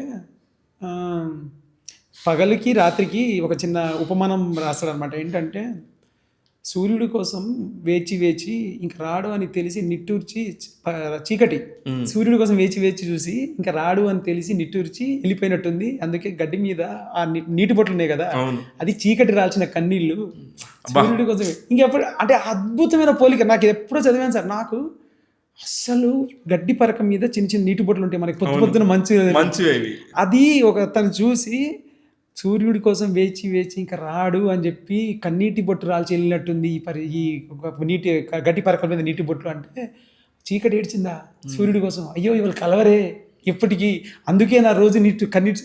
సార్ ఇది సార్ అద్భుతం. ఒక రచయిత మామూలుగా అయితే ఒక గట్టి పరక మీద నీరు మంచి కురిసిందని చెప్పేసి అదే అద్భుతం సార్. అది నేను అది విన్నప్పుడు చదివినప్పుడు రైటర్ స్టైల్. అందుకని నాకు చాలా అంటే చాలా రెస్పెక్ట్ సార్. ఇప్పుడు రైటర్స్ కానీ రెస్పెక్ట్. అందుకని డైలాగ్స్ అంత పవర్ఫుల్ ఉంటాయి సార్. నాకు మొన్న మురళీధర్ గౌడ్ గారు డబ్బింగ్ చెప్పడానికి వచ్చారు. ఆయన మంచి చాలా పెద్ద రోల్ చేశారు. డబ్బింగ్ చెప్పడానికి వచ్చి అంతా అయిపోయిన తర్వాత సార్ ఆయన రామాయపేటే మెదక్ సెట్ దగ్గర అనమాట. సో ఆయన చెప్తూ లాస్ట్కి ఆయన అయిపోయిన తర్వాత సార్ ఈ ఆఖరి మర్యాద అనే మాట చాలా గొప్ప మాట సార్ అన్నాడు. అంటే అందులో లేని ఎక్కడో ఒక భావోద్వేగం సార్. అంటే మనిషి పెళ్ళికి వెళ్ళకపోయినా పర్లేదు కానీ చావు ఖచ్చితంగా వెళ్ళాలంటారు. మేబీ ఈ మాట ఏమో సార్. దానికి మనం దాన సంస్కారాలు అంటాము, లేకపోతే అది ఇది అంటాము. ఆఖరి మర్యాద పెద్ద మాట సార్, గొప్ప మాట సార్. ఒక మనిషికి మనం ఆఖరి మర్యాద ఇవ్వాలి, మనిషిగా పుట్టి మనకు తిరిగినందుకు అనేది అని అన్నప్పుడు అంత పెద్ద ఆయన చాలా పుస్తకాలు చదువుతారు. ఆయన గవర్నమెంట్ జాబ్ చేసి రిటైర్ అయిన వ్యక్తి, చాలా ఎక్స్పీరియన్స్ ఉన్న వ్యక్తి, లోకల్ రూటెడ్ పీపుల్ మధ్య ఎక్స్పీరియన్స్ ఉన్న వ్యక్తి. చాలా బాగా అనిపించింది ఆ రోజు. అంటే మనం చిన్న చిన్న మాటలు లేదండి, ఆయనకు కూడా చాలా నాలెడ్జ్ ఉంటుంది. మురళీధర్ గారు కదా, ఆయన కొన్ని పుస్తకాలు కావాలంటే నన్ను అడుగుతాడు. అవునా సార్ నాకు ఈ పుస్తకం కావాలి సార్. నేను కూడా ఆయన దొరకని పుస్తకాలు ఏమైనా ఉంటే నేను ఇస్తూ ఉంటాను. So is very nice person. జీవితాన్ని పరిపూర్ణంగా అనుభవించిన వ్యక్తి సార్ ఆయన. ఒక ఫుల్ రిటైర్ అయిపోయినాక అతనికి ఒక కిక్ వచ్చింది చూడండి లైఫ్లో. అంటే ఇది సార్, మీకు టాలెంట్ ఉంటే ఆయన నాకు రోజు షూటింగ్లో కూర్చొని చెప్తున్నారు, మురళి గారు నేను ఆడిషన్ల కోసం ఈ సీరియల్స్లో చిన్న చిన్న రోల్స్ చేశానండి, ఇవాళ నాకు వర్క్ వెతుక్కుంటూ వస్తుంది. కానీ ఇప్పుడు ఈ పాయింట్ ఆఫ్ టైంలో నేను చాలా చూజీగా నాకు ఇదే కావాలి అంటే ఆ దేవుడు నాకు ఆ అవకాశం ఇచ్చాడు. Brilliant actor sir, brilliant actor నిజంగానే. అది ఆయన ఏదో బైక్ మీద వెళ్తా ఉన్నాడు, చిన్న స్కూటర్. అసలు ఆయన చూడండి మీరు, లైక్ చాలా చాలా బ్యూటిఫుల్ ఉంటుంది ఆయనది, లైక్ ఫుల్ ట్రాక్. ఇక్కడ ఇప్పుడు శివాజీ గారు, నవదీప్ గారు, నందు, ఇలాగ చాలా మంది ఆర్టిస్టులు, రవికృష్ణ గారు. రవికృష్ణ క్యారెక్టర్ అయితే ఎంత బాగుంది సార్. సార్ అనకు ఆయన ఒక పోస్టర్ చూసారు సార్, ఆ బ్యాక్గ్రౌండ్ లో టైటానిక్ అని. మీ సినిమా టైం చెప్తున్నారో లేదో నాకు తెలియదు కానీ 1997 సినిమా అనేది. 1997 కాదండి, బేసిక్ గా ఊర్లలో సినిమాలు 200 రోజులు 300 రోజుల తర్వాత వచ్చేవి. ఓకే, అప్పట్లో. ఇప్పుడైతే రిలీజ్ అయిపోతున్నాయి కానీ మాకు అప్పుడు చిరంజీవి సినిమాలు కూడా 4 రోజులు ఇక్కడ హైదరాబాద్ లో ఆడాక అక్కడ వచ్చేది మెదక్లో. సో ఈ టైటానిక్ అనేది 97 రిలీజ్ అయినా ఊర్లలో చాలా లేట్ వచ్చింది. సినిమా 97 టైం లేని కాదండి, చాలా మచ్ లేటర్ ఉంటుంది. బట్ అది నాకు అదే ఎప్పటి పీరియడ్ అండి మీ సినిమా? 2004లో జరుగుతుంటుంది, 2004 2019 ఈ రెండు మధ్యలో. 2004-19. సో బ్యాక్ అండ్ ఫోర్త్ ఉంటుంది స్క్రీన్ ప్లే. సో టైటానిక్ అనేది మంచి ఎమోషన్ సార్ బేసిక్గా నాకు. అంటే చెప్పాను కదా, మన ఊర్లో కథలన్నీ టైటానిక్లే సార్. అందరూ జాక్లే, అందరు రోజులే, బ్యూటిఫుల్ కథలు ఉంటాయి సార్. అంటే వాళ్ళ అమాయకత్వాలు, ఇప్పుడు రాజు వెడ్స్ రాంబాయి వాళ్ళు టైటానిక్, వాళ్ళు కథలు. అంటే లవ్ స్టోరీ, అంటే మునిగిపోయిన ప్రతి ప్రేమ కథ టైటానికే సార్. ప్రతి ప్రేమ కథ, ఊర్లలో జరిగే ప్రతి అమాయకత్వం నుంచి పుట్టే ప్రేమలు ఉంటాయి కదా సార్. టైటానిక్ కూడా అదే కదా సార్. వాడు అమ్మాయి, ఈ ఇద్దరు మధ్యలో చాలా అమాయకత్వం నుంచి, ఒక చిన్న ఇన్నోసెన్స్ నుంచి పుట్టే ప్రేమ కథ. అది అద్భుతంగా అనిపిస్తుంది మనకి. వాళ్ళకి ఏ కండిషన్స్ ఉండవు, వాళ్ళ మధ్యలో చిన్న అప్రిషియేషన్, ఒకరికంటే ఒకరికి అప్రిషియేషన్, ఒక ఇది తప్పితే ఏది ఉండదు. ఊర్లలో కూడా అదే కదా సార్. ప్రతి కథ మునిగిపోతుంటుంది. చూస్తూ ఉంటాను నేను, చాలా చాలా గొప్ప గొప్ప కథలు ఉంటాయి. అతను పెళ్లి చేసుకుంటాడు, పిల్లలు ఉంటారు, ఓ రోజు ఏదో లవ్ స్టోరీ చూసి వస్తాడు, వచ్చి దాన్ని ట్రిప్ అవుతూ ఉంటాడు, మళ్ళీ అంటాడు మిస్ అయిపోయింది అంటాడు. అంటే ఇట్లా, అంటే అది ఒక చాలా గమ్మత్తైన ఎక్స్ప్లెనేషన్ కూడా ఉంటుంది. ఎట్లా అంటే ఒక చిన్న బాధ ఉంటుంది, at the end of the day ఒక చిన్న ఆనందం కూడా ఉంటుంది. ఏంది, నాలాంటి కథలు బయట చెప్తున్నారు, సినిమాల్లో ఎక్కడో చెప్తున్నారు అనే ఫీలింగ్లో భలే ఓన్ చేసుకొని చెప్తా ఉంటాను. తను చూసుకుంటూ ఉంటాడు ఆ సినిమాలో. చాలా అంటే బాధేస్తుంది సార్ కొన్నిసార్లు. కానీ మీరు ఒక కొత్త డైరెక్టర్ సార్, ఎక్కడ పని చేయలేదని చెప్పి విన్నా నేను. లేదు సార్, పని చేయలేదు. ఎలా సార్ అసలు ఇలాంటి అవకాశం మీకు ఒక కొత్తగా ఇప్పుడు ఎలా చెప్పి ఒప్పిస్తారు ఒక నిర్మాతని? అదే అంటే మొండి ధైర్యమే సార్. అంటే నాకు ఒకటి ఏమనిపించింది అంటే, కాన్ఫిడెన్స్, నాకు కొంచెం సెల్ఫ్ కాన్ఫిడెన్స్ ఎక్కువ సార్. అంటే అదే చెప్తున్నాను కదా సార్, నేను స్కూల్లో ఉన్నప్పుడు నేను గవర్నమెంట్ స్కూల్లో చదువుకున్నాను sir, Andhra Pradesh social welfare residential school అని హత్నూరాలో చదువుకున్నాను. మా ప్రిన్సిపల్ ఉండేవారు వెంకట్రావు సార్ అని చెప్పేసి. ఎక్కడ స్కూల్? హత్నూరా అని మెదక్ డిస్టిక్లో మీకు నర్సాపూర్ పక్కన ఉంటుంది. ఓ నర్సాపూర్ పక్కన అవును. జోగిపేట మండలం అనుకుంటే, జోగిపేట అనుకుంటున్నా, హత్నూరా మండలం అనుకుంటే సార్, హత్నూరా అని మండలం. So beautiful space sir, 20-30 acres campus, lavish. Like ఈ రోజుల్లో ఉన్న ఏ స్కూల్లో పనికిరావు మా స్కూల్ ముందు. గ్రౌండ్ కానివ్వండి, లేకపోతే ఎక్విప్మెంట్స్, మీరు ఫుట్బాల్ ఫుల్ గ్రౌండ్ చూసి ఉంటారు ఎప్పుడు ఏ స్కూల్లో. ఫుట్బాల్ ఫుల్ గ్రౌండ్ ఉంటుంది, క్రికెట్ ఫుల్ గ్రౌండ్ ఉంటుంది, ball badminton, tennikoit, volleyball, kho kho, ఇవన్నీ కోట్లు ఉంటాయి. డిస్టిక్లోకి తీసుకెళ్ళారు. అసలు అద్భుతమైన స్కూల్ సార్. అది అక్కడ వెంకట్రావు సార్ అని, యాక్చువల్లీ ఆయన ఉన్నారో తెలియదు, ఆయనకి నేనంటే విపరీతమైన ఇష్టం వెంకట్రావు సార్ అని చెప్పేసి. ఆయన నన్ను చేయబట్టుకొని ఒకరోజు మా నాన్న వచ్చారు సార్ స్కూల్కి, స్కూల్ పేరెంట్ మీటింగ్కి. నేను లావెక్కిపోతున్నా బాగా, ఎందుకంటే మా అన్న స్కూల్ పీపుల్ లీడర్, మా అన్న నేను ఒకటే, మా అన్న 10th class school people leader, నేను మా అన్న 9th క్లాస్, నేను 8th క్లాస్. మా అన్న school people leader, mess leader కూడా అనమాట. సో మెస్కి అక్కడ వచ్చే మెస్ అలొకేషన్స్లో నాకు ఎక్కువ వచ్చేది ఏది, గుడ్లు కానీ లడ్లు కానీ, తిండి ఎక్కువ వచ్చేది, తిండిపోతుంది బాగా. మా అన్న పంపించేవాడు బాగా, అంటే మెస్ లీడర్ శ్రీకాంత్ తమ్ముడు అంటే అదొక వెయిట్ ఉండేది స్కూల్లో. సో బాగా లావెక్కేస్తున్నా. నాకు తెలియని విషయం ఏంటంటే, మా అన్న మెస్ లీడర్ కాబట్టి నేను లావెక్కేస్తున్న విషయం అందరికీ తెలుస్తుందో తెలియలేదు నాకు. సో మా ప్రిన్సిపల్ ఒక రోజు పట్టుకొని నన్ను ఇట్లా మీటింగ్లో పట్టుకొని, మా నాన్న వచ్చి ట్రైన్ మీటింగ్కి చెప్తే, నేను కరెక్ట్గా సంవత్సరం కింద చూశాను మీ వాడిని, ఇలా లేడు, ఇప్పుడేమో లడ్డు లావెక్కుతున్నాడు అని అంటే, మా నాన్న నుండి రన్నింగ్ అయ్యి చేయించాడు సార్ అది ఇది అని అంటే, నేను ఎక్కడ చిన్నపుచ్చుకుంటాను అని సార్, మా ప్రిన్సిపల్ సార్ మరి మీ వాడు ఫిజికల్ యాక్టివిటీ కొంచెం తక్కువేమో కానీ మెంటల్ యాక్టివిటీ చాలా స్ట్రాంగ్ సార్ మీ వాడు. మీరు నాకు వీళ్ళలో ఒక చిన్న ధైర్యం ఉన్నోడు కనిపిస్తాడు. అంటే నేను ఎప్పుడు కానీ స్పీచ్లు ఇవ్వాలి అది ఇది అంటే వెనక్కుండా వెళ్ళిపోయాడు సార్. వెనక్కుండా వెళ్ళిపోయాడు అంటే ఏం లేదు, 360-70 మంది మా స్కూల్ ఇది స్టూడెంట్ రోల్ స్ట్రెంత్లో, అంతమంది దాంట్లో ఒక 15th ఆగస్ట్ కానీ, లేకపోతే 26th రిపబ్లిక్ డే కానీ స్పీచ్లు ఇవ్వాలి. ఫస్ట్ నేమ్ నేనే. అంటే అసలు అక్కడ వచ్చి రాని ఇంగ్లీష్, అది బేసిక్గా తెలుగు ఇంగ్లీష్ మీడియం ఉండేది, వచ్చి రాని ఇంగ్లీష్లో ఆ కాన్ఫిడెన్స్ బిల్డ్ అయ్యేది సార్. అట్లా స్కూల్ మా ప్రిన్సిపల్ కానీ, మా టీచర్లు కానీ, మురళిగాడు మాట్లాడుతాడు, నేనేం మాట్లాడుతానో నాకే తెలిసేది కాదు, కానీ మాట్లాడేవాడిని. సో ఆ బిల్డ్ అవ్వడము ఆ స్కూల్లో అక్కడ అవడం వల్ల కాన్ఫిడెన్స్ స్వతహాగా ఎక్కువ ఉండేది సార్, నాకు ఎక్కువగా ఉండేది. నేను అందుకనే ఆ తర్వాత నేను ఎక్కడికి వచ్చినా కానీ, నేను ఈ కాలేజ్ అయినా ఏదైనా కానీ, నాకున్న స్పేస్లో నేను కొంచెం కాన్ఫిడెంట్గా రియాక్ట్ అవ్వడం వల్ల, కాన్ఫిడెంట్గా యాక్ట్ అవుట్ చేయడం వల్ల నా చుట్టూ జనాలు, ఫ్రెండ్స్ అందరు కొంచెం క్లోజ్గా నన్ను కొంచెం మంచిగా చూసుకునేవాడు. అదే కాన్ఫిడెన్స్ నేను యూఎస్కి వెళ్ళాక 10 times జరిగింది అయింది సార్. నేను ఒక చిన్న, అంటే నాకు అది ఓపెన్ అప్ అయింది వరల్డ్. వావ్, అంటే నేను ఇమాజిన్ చేయని స్పేస్లోకి వచ్చి పడ్డాను. ఇంతకంటే అంటే ఇంతకంటే ఇమాజినేషన్ చేయొచ్చు, నేను ఇంతకంటే బెటర్ చేయొచ్చు లైఫ్లో అంటే ఆ కాన్ఫిడెన్స్ ఇచ్చేది అమెరికా. ఆ అమెరికాలో వెళ్ళిన తర్వాత నేను అనుకుని, ఇక్కడ దాకా వచ్చి ఇంతమందితోటి వర్క్ చేస్తూ ఇక్కడ చేసినోడిని నేను సినిమాలు తీయలేనా అనే కాన్ఫిడెన్స్లో కొంచెం ఏంటంటే, ఇంకోటి నేను I believe in fundamentals sir, basics అయితే స్ట్రాంగ్ ఉండాలని నేను నమ్ముతాను. సో వర్క్షాప్స్ కానీ, స్క్రీన్ ప్లేస్ డౌన్లోడ్ చేసుకొని చదవడం కానీ, వాటిని అర్థం చేసుకోవడం, ఫైనల్ డ్రాఫ్ట్ అనేది ఒక స్క్రీన్ ప్లే రైటింగ్ సాఫ్ట్వేర్ ఉంటుందని తెలుసుకోవడం, దానిలో స్క్రీన్ ప్లే రాయడం, ఆ ఫార్మేట్లో రాసి మా ఫ్రెండ్స్కి పంపించడం, ఒక చిన్న ప్రొఫెషనలిజం టచ్ అనమాట. Professional touch. నాకు కథలు తెలుసు అని చెప్పకుండా అక్కడతో ఆగిపోకుండా, నేను 10 మంది కథలు తెలుసు అనేవాడికి నాకు ఏది తేడా. సో నేను రాసి చెప్పిస్తా, నేను రిటర్న్లో చెప్తా వాడికి, వాడి కథలు నా హెడ్లో ఎప్పుడైనా రాయగలిగే వాళ్ళు ఉంటుంది. అంటే అదే సార్, నాకు ఉంటుంది. ఇక్కడ చాలా మంది కథలు ఉంటాయి సార్, కానీ రాయరు సార్. 120 page స్క్రిప్ట్ రాయడానికి నానా తంటాలు పడతారు. ఏమనంటే డెవలప్ చేస్తున్నా అంటారు, క్యారెక్టర్ ఆర్క్ అంటారు, చెప్పలేదంటారు, ముందు 30 పేజీలు చెప్తానంటాడు, ముందు 30 పేజీలు చెప్పి మీరు ఓకే అంటే మిగతాది పూర్తి చేస్తాను అంటాడు, లేదంటే తర్వాత నాకు టైం కుదరదు అంటాడు. నువ్వు చేసే పని ఇది కదా. నాకు అదే అనిపించేది. నేను ప్రిపేర్డ్గా వెళ్ళాను సార్. నేను అందుకనే వచ్చినప్పుడు కూడా ఫస్ట్ థింగ్ ఏంటంటే, ఈ పర్టికులర్ దీంట్లో నేను 10 మంది ముందు నిలబడాలి అంటే, నేను వీళ్ళకు ముందు నాకు బౌండ్ స్క్రిప్ట్ ఉండాలి, నేనేం తీస్తున్నా అనే దాని మీద నాకు కాన్ఫిడెన్స్ ఉండాలి. మా అన్నకి, మా తమ్ముడిని, మా బావని, వీళ్ళని బతికి నడుకొని నా మొబైల్ ఫోన్ ఉండేది OnePlus, దాంట్లో షూట్ చేసేవాడిని. షూట్ చేసి నేను ఎడిట్ చేసుకొని, నేనే ఎడిట్ చేసి అన్న చూసి బాగుందంటే పెట్టేవాడిని, లేదంటే తీసేవాడిని. కానీ నేను వాళ్ళకి ఏది చెప్పానో అది తీస్తున్నా అన్న ఫీలింగ్ వాళ్ళు నాకు ఇచ్చేవాళ్ళు. అరే నువ్వు మాకు ఇది చెప్పావు, ఇదే తీసావురా, సరే ఇది నవ్వొచ్చిందా లేదా పక్కన పెట్టు, కానీ నువ్వు మాకు చెప్పిందే తీసావు అన్న కాన్ఫిడెన్స్ ఇచ్చారు. ఆ కాన్ఫిడెన్స్ వాళ్ళు ఇచ్చేవాళ్ళు. అది నాకు అనిపించింది, ఓకే నేను చేయగలనని.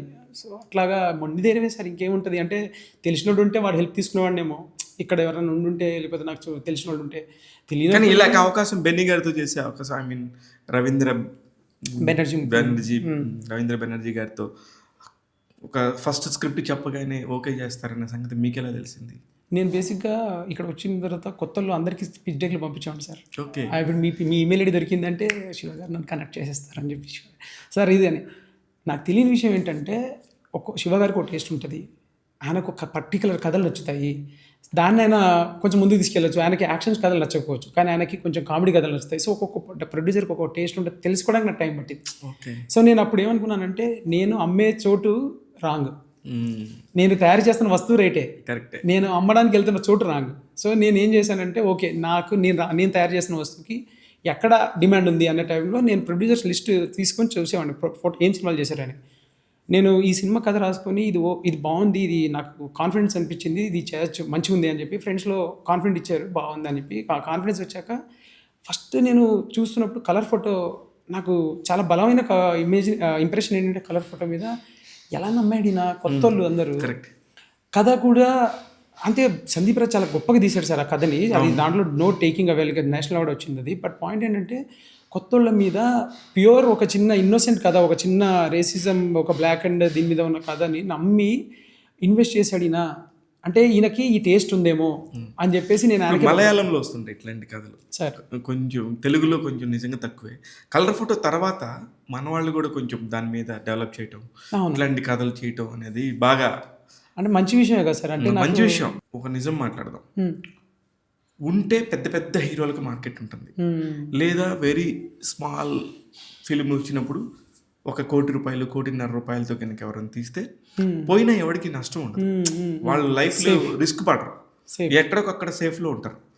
కానీ ఈ మధ్యస్థంగా వచ్చే 2 కోట్లు దాటిన సినిమాలు కానీ 10 కోట్ల లోపు సినిమాలకు కానీ పోతే మొత్తం పోతుంది, ఓపెనింగ్ కూడా ఉండట్లేదు, థియేటర్కి రావట్లేదు.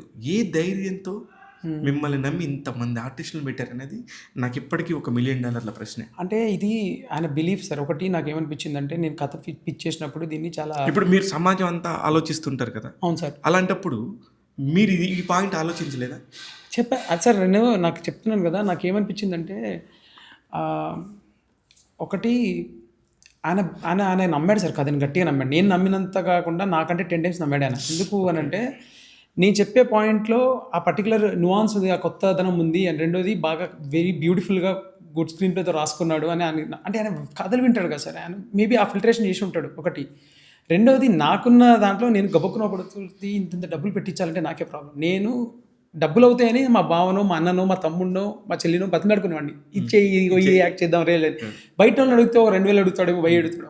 ఇంకోటి సౌండ్ ఎడిటింగ్ అంతా నేనే చేసేవాడిని. సో ఇలాంటి మైండ్ సెట్ ఉన్నాడు, ఎక్కువ డబ్బులు పెట్టించేస్తానేమో మరి భయం అని. ఆ భయంలో నేను చాలా తిన్నగా చేద్దాం సరే అన్న, అంటే బెన్నతోటి ఏమన్నా అంటే, ఈ చిన్న సినిమా లాగా చేద్దాం సార్, ఒక 1 crore లోపల చేద్దాము, నాకు ఈ స్పేస్ అదంతా నాకు తెలుసు, నేను మీకు కావాల్సిన ఫోటోలు తీసుకొస్తాను, రూటెడ్గా చేద్దాము కొంచెం అట్లా ఇట్లా అని నేను చాలా తక్కువలో పిచ్ చేశాను ఆయనకి. 1 CR లోపలే పిచ్ చేశాను, ఒక పెద్ద బడ్జెట్ షీట్ వేసుకొని వెళ్ళి అది ఇది. ఆయన ఎందుకో అనిపించింది ఆయనకి, లేదు మురళి నువ్వు చెప్తున్న కథ చాలా పెద్దది, పాయింట్ చాలా పెద్దది, లైక్ చాలా గొప్ప పాయింట్. అండ్ రెండోది ఏంటంటే, నువ్వేమి ఆర్ట్ సినిమా కాక చెప్పలేదు, చాలా బ్యూటిఫుల్ హ్యూమర్ ఉంది ఇందులో, ఆ డార్క్ సటైర్ కానీ, ఆ హ్యూమర్ కానీ. రెండోది, ఆ పర్టికులర్ సోషల్ ఇష్యూ ఏదైతే very strong potential social issue అయినా నువ్వు దాని చుట్టూ అల్లిన బ్యూటిఫుల్ హ్యూమర్ ఏదైతే ఉందో ఫెంటాస్టిక్గా వర్క్ అవుతుంది, దీంట్లో కరెక్ట్ క్యారెక్టర్స్ పడాలి అని చెప్పి ఒకళ్ళు ల్యాపప్ చేసుకుంటూ వెళ్ళారు. అంటే ఇందులో ఏమైపోయిందంటే, మేము ప్లాన్ చేసుకొని ఇలాగ వెళ్దాం అనుకుని వెళ్ళలేదు. ఫస్ట్ శివాజీ గారు వచ్చాక, ఇప్పుడు ఈ శివాజీ గారి చుట్టూ ఉండే వాళ్ళల్లో ఇలాగ పెట్టడం కాకుండా ఎట్లయితే ఎవరు ఉంటారు అన్న ఉద్దేశంలో నవదీప్ గారికి సర్పంచ్ క్యారెక్టర్ చెప్పడం కానీ, నందు గారికి చెప్పడం కానీ, రవికృష్ణకు నాకు బేసిక్గా ఒక సూపర్ హీరోయిక్గా ఉండే అబ్బాయి కావాలి. సో నేను ఆ విరూపాక్ష చేసినప్పుడు అనిపించింది నాకు చాలా హీరో మెటీరియల్లా ఉన్నాడు అని. అండ్ రెండోది, ఇప్పుడు అమ్మాయి మనిక అని చెప్పేసి అమ్మాయి, సో ఆ అమ్మాయి కూడా చాలా బాగుంది, వెరైటీగా విలేజ్ రూటెడ్ గర్ల్ లాగా ఉంది సార్. ఆ అమ్మాయికి నాకు తెలిసి ఎంత విలేజ్ ఎక్స్పీరియన్స్ ఉందో లేదో కానీ తను చాలా ప్రిప్ అయింది. అంటే అమ్మాయే కాదు, ఇప్పుడు మౌనికా రెడ్డి కానీ, బిందు మాధవి గారి క్యారెక్టర్, అంటే వాళ్ళు కథ విని ఆ క్యారెక్టర్కి ఏం కావాలి ఏంటి అనే దాని మీద చాలా ఆనెస్ట్గా మాకు తెలుసు మాకు తెలియదు అని చాలా ఓపెన్గా మాట్లాడి వర్కౌట్ చేసుకున్నాం. అంటే లైక్ ఏంటంటే, ఇప్పుడు మనిక లైక్ షీఈ్ బ్రిలియంట్, అంటే smart actors. Mounika Reddy is like, అంటే తనకి ఏంటంటే ఆ స్పేస్లోకి వెళ్ళడానికి కొంచెం టైం పడుతుంది, కానీ స్విచ్ అయింది అని అంటే గతం బ్లాస్ట్. రాధ్య అనే అమ్మాయి కమిటీ కుర్రాలని బ్యూటిఫుల్ యాక్టర్ సార్. అంటే నేను ఆ క్యారెక్టర్ మీరు చూస్తారు రేపు క్లైమాక్స్లో, the way she perform beyond anybody's words. అంటే నేను ఈ సినిమా గమ్మత్ ఏంటంటే, క్లైమాక్స్ ముందు షూట్ చేశాను. నేను ఫస్ట్ టైం డైరెక్టర్ని, క్లైమాక్స్ ముందు షూట్ నేను ఫస్ట్ టైం డైరెక్టర్ని, నాకున్న కాన్ఫిడెన్సే ఇంత, కానీ నాకున్న డేట్స్ అవైలబిలిటీ ప్రకారం నేను అది క్లైమాక్స్ షూట్ చేయాలి. సో నేను క్లైమాక్స్ షూట్ చేశా. సినిమా తర్వాత చేసుకుంటూ పోతున్నప్పుడు బాగుంది అందరూ అంటున్నప్పుడు నా భయం ఏంటంటే క్లైమాక్స్లో అంత పెద్ద ఎమోషన్ నేను అది చెప్పగలిగానా, ఆ రోజుకు నాకు ఉన్న మైండ్ సెట్కి నేను ఏమైనా తక్కువ తీసా, ఆ భయం ఉండింది. సరే వాళ్ళు చేసిన పర్ఫార్మెన్స్ ఉంది and I'm so proud to say this, like and అంటే బ్యూటిఫుల్ కాస్టింగ్ సార్. నాకు అంటే అది వాళ్ళు అంటే మేబీ కథ తీసుకొచ్చేసింది అనిపిస్తుంది నాకు. అంటే నిజంగా ఒక కథే, ఒక మంచి కథ ఆర్టిస్టులు అందరిని తీసుకొచ్చేసుకుంటుంది అనేది ఒక సినిమా నానుడి. డెఫినెట్ గా ఒక సినిమా మంచి సినిమా 100% అన్నిటినీ దాని అంతటా అదే తెచ్చుకుంటుంది అనేది పాయింట్. 100%. ఇందులో ఈ జర్నీలో మీరు ఒక్కొక్క ఆర్టిస్ట్ గురించి చెప్పాలంటే ఒక్కొక్కళ్ళ గురించి ఒక్కొక్క పాయింట్, చిన్న సింపుల్ పాయింట్. సో శివాజీ గారితో మొదలు పెడతారు. శివాజీ గారు ఎక్స్పీరియన్స్ అండి, ఆయన is an experience, someone has to go through. అంటే భయమే లేదా ఆయనతో వర్క్ చేసేటప్పుడు? అంటే ఆయన అంత అసలు సార్ ఆయన మీరు ఆయనతోటి బయట ఇంటరాక్షన్స్ కాదు, ఆయన సెట్ మీద వచ్చినప్పుడు బిగ్గెస్ట్ సినిమా స్టూడెంట్ ఆయన. అంటే ఒక కుర్చీ ఎక్కువ ఉందంటే అక్కడ ఆయనే, ఎందుకు ఆ కుర్చీ ఎక్కువ తీసేయండి అక్కడి నుంచి అంటాడు. అంటే సినిమా ప్రొడ్యూస్ చేసి సినిమాలు తీసి సినిమాలో నలిగిపోయిన ఉన్న మనిషి, ఆయనకి ఎవ్రీ మినిట్ కౌంట్స్. క్యారవాన్ దిగాడంటే అంటే పరిగెత్తిస్తాడు సెట్లో ఉన్న వాళ్ళకి. అంటే ఆయన చూసి ఇప్పుడు ఆయన వెనక్కి ఎక్కడు క్యారవాన్ ఎక్కడు వచ్చాడంటే ఎక్కడ చెట్టు కనిపిస్తే చెట్టు కింద కూర్చుంటాడు, అది చేయబ్బాయి అంటాడు. సో మనకి అందరికీ ఏంటంటే ఇంత పెద్ద సీనియర్ యాక్టర్ అసలు ఏ మాత్రం లేకుండా టైం ఇంత వాల్యూ చేస్తున్నాడు అనేది ఒక ఎక్స్పీరియన్స్. సో నాకు ఆయన నుంచి అది నేర్చుకున్నాను నేను. నందు అసలు మల్టీ టాస్కర్ అండి బాబు. అంటే అసలు తను అంటే very ambitious and multi tasker. And Navdeep అన్న is like most secured person. నేను ఆయన అంత సెక్యూర్డ్ పర్సన్ నేను చూడలేదు. అంటే ఆయన ఏ రోజు కూడా అంటే ఐ డోంట్ నో అంటే అది నేను నాకున్న చిన్న ఇంటరాక్షన్లో నేను 11 days 12 days మేము షూట్ చేసాము. అండ్ రెండోది 3-4 లైక్ ఆల్మోస్ట్ ఇయర్ నుంచి ఆయనతో నేను కంటిన్యూస్గా రెగ్యులర్గా టచ్లో ఉంటాను కదా. సెక్యూర్డ్ అంటే సెక్యూర్డ్ మోస్ట్ అండి. అంటే కథ విని ఎక్సైట్ అయ్యి అసలు ఎంత బ్యూటిఫుల్గా ఉంటుంది ఆయనతో కొలాబరేషన్, ముచ్చటేస్తుంది. అంటే సెట్ డైలాగ్ కూడా నాకు ఎంత నచ్చిందో డైలాగ్ అసలు. అంటే ఆయన ఫస్ట్ స్టూడెంట్, ఆయన అసలు కథ అది ఆ డైలాగ్ చెప్పే రోజు ప్రాక్టీస్ చేస్తాడు, పంచ్ పడిందా లేదా ఒకటికి 2 సార్లు వచ్చి చూసుకుంటాడు మానిటర్. అండ్ రెండోది ఏంటంటే ఎక్సైట్మెంట్ హైలైట్ ఉంటుంది. భలే ఉంది ఇది భలే ఉంది, మళ్ళీ చేద్దాం, ఇది భలే ఉంది అంటే అది సూపర్ ఉంటుంది అందరి ఎనర్జీ. ఇంకా బిందు మాధవి గారు వచ్చేసి ప్యూర్ ప్రొఫెషనల్ అండి. అంటే ఇంత ప్రొఫెషనల్ అంటే తను నేను రాసిన క్యారెక్టర్ ఒక చిన్న ఇప్పుడు ఆల్రెడీ రివీల్ అయిపోయింది కాబట్టి ప్రాస్టిట్యూట్ క్యారెక్టర్ ఎంత హుందాగా లైక్ నేను రాసిన దాన్ని తను చాలా క్యాజువల్గా నన్ను కూర్చొని నువ్వు ఎలా చూస్తున్నావు ఇది చెప్పు నాకు అని చెప్పేసి అని చూపించిన తర్వాత she kind of understood the essence of it. ఇవాళ మీరు చూస్తే రేపు థియేటర్లో you'll be shock with the way she perform. Like అంటే బ్యూటిఫుల్గా చేసింది ఆవిడ, మంచిగా నాకు చాలా చాలా సటిల్గా చేసింది అనిపించింది. Professional, pure professional. ఇంకా as I said like Manika is very smart actor. Mounika Reddy is like she takes time but then అది Radhya is like born actress. నాకు ఆ ఫేస్ అది చూస్తుంటే అమ్మాయిది లైక్ సగం సీన్ నువ్వు రాయాల్సిన అవసరం లేదు, అమ్మాయి మీద కెమెరా పెట్టేసి అలా స్టిల్ పెట్టేసి వెనకాల సాడ్ బీజేం వేసేస్తే పనులు అయిపోతాయి. ఓకే, అంత బ్యూటిఫుల్గా ఇస్తుంది ఎక్స్ప్రెషన్. అసలు సూపర్ సార్ ఆయన. అంటే ఆయన రావడం మా సినిమాకి ఈ రోల్కి వాట్ ఎవర్ పెద్ద అడిషన్. ఆయన చాలా సినిమాలు చేస్తున్నాడు and is a very like humble person. కలిసి ఫస్ట్ కథ విన్నాడు. అంత బ్యూటీ ఏంటంటే వెరీ స్పాంటేనియస్. అందులో ఏం కావాలో ఆయనకు తెలిసింది అనుకోండి, ఇది కథ, ఇందులో ఇది నా స్పేస్ అనుకున్నప్పుడు బ్యూటిఫుల్గా ఉంటుంది ఆయనతో. ఇంకా అంటే డైలాగ్ టు డైలాగ్ కన్వర్జన్ కానీ ఆ మధ్యలో స్పాంటేనిటీగా యాడ్ చేయడం కానీ అద్భుతంగా ఉంటుంది. అండ్ అసలు క్యూ మిస్ అవ్వడు. కానీ నాకు ఆర్జీవి గారి తర్వాత మొదటి సినిమాని ఇంత ఎంజాయ్ చేసిన అంటే పెద్ద కమర్షియల్ సినిమాలు చేసిన దర్శకుల గురించి కాదు, ఒక కొత్త స్పేస్లో నుంచి వచ్చి సినిమా ఇండస్ట్రీతో ఎక్కడ పరిచయం లేకుండా అలా వచ్చి ఇంతమంది ఆర్టిస్టులతో పనిచేసుకోవడం అనేది ఒక పెద్ద బ్లెస్సింగ్ అనిపిస్తుంది నాకు. సార్ అది thanks to my producer, thanks to దండోరా స్టోరీ. ఇంకా అంతకంటే ఏం చేయలేను. అండ్ చూద్దాం 25th రోజు మీరందరూ రైట్గా హ్యాండిల్ చేశానా, బ్యూటిఫుల్గా తీసానా లేదా అనేది. నేను సినిమా తీద్దామని వచ్చాను సార్, నేను సినిమా తీసాను, నేను సక్సెస్ అయిపోయింది. నీది 25వ తారీఖు నా సినిమా సక్సెస్ అయిపోయింది సార్. నాకు ఈ విషయంలో అజయ్ భూపతి గారు నాకు భలే నచ్చుతారు. ఎందుకంటే ఒక సినిమా సూపర్ హిట్ RX100 తర్వాత కొంచెం ఆ సినిమా కొంచెం ఇబ్బంది పడ్డప్పుడు అందరూ వచ్చి ఇలా అడుగుతుంటే, సార్ మీరేంటి సార్ ఇలా మాట్లాడుతున్నారు, నాదేదో కాకినాడ నుంచి లుంగి గడికినాడు తిరిగేవాడిని, వచ్చాను ఏదో బతుకుదామని వచ్చాను, ఆర్జీవి గారు లాంటి దగ్గర పెద్ద ఆయనతో పనిచేశాను. మొదటి సినిమా పెద్ద హిట్ కొట్టాను. ఆ రోజు నేను గెలిచేశాను. ఇవన్నీ నాకు అవసరం. ఆ రోజు నేను గెలిచేశాను. ఇవన్నీ నాకు బోనస్. ఇది మీరు ఫ్లాప్ అంటారేంది? ఇది పెద్ద హీరోలతో చేశాను. మీరేంటి సార్ నన్ను చూడండి అని చెప్పి మళ్ళీ ఇంకో సినిమా తీసి మంగళవారం 20 కోట్లతో హిట్ కొట్టేస్తాను. అది బ్రిలియంట్. అదే కాన్ఫిడెన్స్ సార్. అదే చెప్తున్నాను కదా నేను. అంటే ఆయన ఇంటర్వ్యూలు కూడా చూశాను నేను. బ్యూటిఫుల్ అంటే చాలా అండర్స్టాండింగ్ సెల్ఫ్ సెక్యూర్నెస్ ఉంటే కానీ ఆ మాటలు రావు. అంటే నేను అదే చెప్తున్నాను కదా సార్. నాకు ఆయన చూసిన బోయపాటి గారిని చూసిన, అరే బోయపాటి గారు నా నిజంగానే ఇక్కడ సందర్భం వచ్చింది కాబట్టి మాట్లాడుతున్నాను. బోయపాటి గారిలో ఉండే కాన్ఫిడెన్స్ సినిమానే మాట్లాడతాడు సార్ ఆయన. సినిమా తప్ప ఇంకోటి మాట్లాడు. ఇంక ఎన్ని పర్సనల్ విషయాలు ఉన్నాయి. సినిమాని ప్రేమిస్తూనే ఉంటారు. చూసారా సార్ అక్కడన్నట్టు? లేదు సార్, అంటే నాకు లాస్ట్ 2 వీక్స్ నుంచి నాకు పోస్ట్ ప్రొడక్షన్ నడుస్తుంది. అండ్ రెండోది ఏంటంటే మాకు యుఎస్ వాళ్ళు ప్రీమియర్స్ చేస్తున్నారు సార్ 23rd. సో వాళ్ళ కాపీ మేము పంపించాలి. సో నిన్న రాత్రి అదే చెప్పాను మీకు, నిన్న రాత్రి 5 అయింది సార్ ఎర్లీ మార్నింగ్ మా music director corrections. So all sort and done. Maybe ఇంకొక 1-2 days ఉంటుంది. కాపీ రెడీ అయిపోయిన తర్వాత ఫస్ట్ థింగ్ అదే. ఇంకా అంటే చాలా బ్యాక్లాగ్ ఉంది, చాలా చూడలేదు, అన్ని బ్యాక్లాగ్ కవర్ చేయాలి. సో ఒకటి ప్లాన్ చేసుకుంటాను. సో అఖండ 2తో స్టార్ట్ అవుతాను. అదే అఖండ 2తో డెఫినెట్లీ. నేనంటే సార్ నేను చూసిన ఈ మధ్య కాలంలో చూసిన సినిమాలో one of the best movie sir. One of the best movie. మనం సరదాగా కిండల్ చేయడానికి మాట్లాడుకునే మాటలు వేరు, కానీ the thought of the film, making of the film అనేది నెక్స్ట్ లెవెల్ సార్. నిజంగా ఐ రెస్పెక్ట్ హిమ్. బోయపాటి గారు చాలా అంటే నెక్స్ట్ లెవెల్ తీసాడు సార్. సరే, apart from this, what is Muralikanth personal life sir? Personal life ఏం లేదు సార్. నేను బేసిక్గా చాలా ఇంట్రోవర్ట్. నేను ఇప్పుడు మా అన్న, మా అన్న, మా తమ్ముడు, మా చెల్లెలు, నేను రెండో వాడిని. మా నాన్న గవర్నమెంట్ జాబ్ వెటనరీ అసిస్టెంట్గా చేసేవారు. ఆయన 2009లో చనిపోయారు యాక్చువల్లీ, హార్ట్ స్ట్రోక్. నేను అంతకుముందు రోజు ఆయనతో ఉన్నాను. రోజంతా ఆయనతో తిరిగాను, మాట్లాడాను. సాయంత్రం బస్ ఎక్కించారు. కాలేజ్లో ఉన్నాను నేను అప్పుడు 3rd year. ఎర్లీ మార్నింగ్ కాలేజ్కి వెళ్ళాను. మా బావ ఉన్నాడు నాకంటే ముందు కాలేజ్లో. ఏంటని చూస్తే ఇట్లా మామయ్య బాగాలేదు అది దాన్ని తీసుకెళ్ళారు. కానీ అది చాలా very sad incident. But what ever said అంటే లైక్ ఆ తర్వాత ఇంకా మా తమ్ముడు, మా అన్న చూసుకున్నారు నన్ను. బేసికలీ వీడు చేస్తాడు ఏదో ఒకటి, వాళ్ళకి కాన్ఫిడెన్స్ ఎక్కువ నా మీద, వీడేదో చేస్తాడు అని చెప్పేసి. So they kind of like to call the responsibilities like.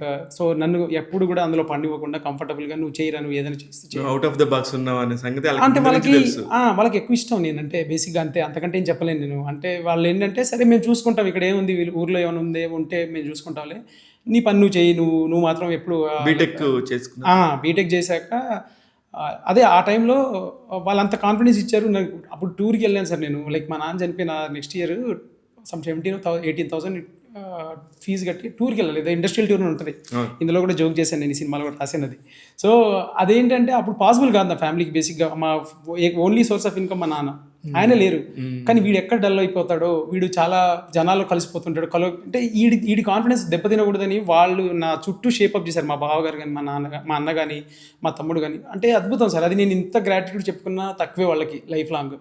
So అట్లా కాన్ఫిడెన్స్ షేక్ అవ్వకుండా నన్ను చేసుకుంటూ ముందుకు వస్తున్న బ్యూటిఫుల్ ఫ్యామిలీ నుంచి నేను వాళ్ళకి ఏం తిరిగి ఇచ్చానో నాకు తెలియదు. కానీ ఈ పర్టికులర్ స్పేస్లో ఏదన్నా మంచి చేసి సినిమా చేసి మనం ఒక సినిమా చేయొచ్చు, మనం కూడా ప్రాబ్లం కాదు. అంటే cinema industry is not invincible thing అని నేను నమ్మాను. వాళ్ళు ఎంత నమ్మారో నాకు తెలియదు. వాళ్ళు ఖచ్చితంగా ఎక్కువ నమ్ముంటారు. సో అలాగా సినిమాలు చేద్దామని చెప్పి అనుకున్నాను సార్. మా అన్నకు పెళ్ళి అయిపోయింది, మా తమ్ముడికి పెళ్ళి అయిపోయింది. బేసిక్గా చెప్పొచ్చు లేదు తెలియదు నాకు. ఇంకా నేను పెళ్లి చేసుకోలేదు. ఎందుకంటే ఈ అంటే నేను బిలీవ్ చేస్తానంటే సార్, ఫిజికల్లీ 18 years తర్వాత everybody is eligible to get married. But are you really eligible to get married? Like అంటే how mentally are you ready to get married? So mental age is something like it happens. జనాలకు ఒక్కొక్కరికి ఫేజ్లో open అవుతుంది sir. ఒకటి 25 ఏళ్ళకే mentally becomes like చాలా strong అయిపోతుంది.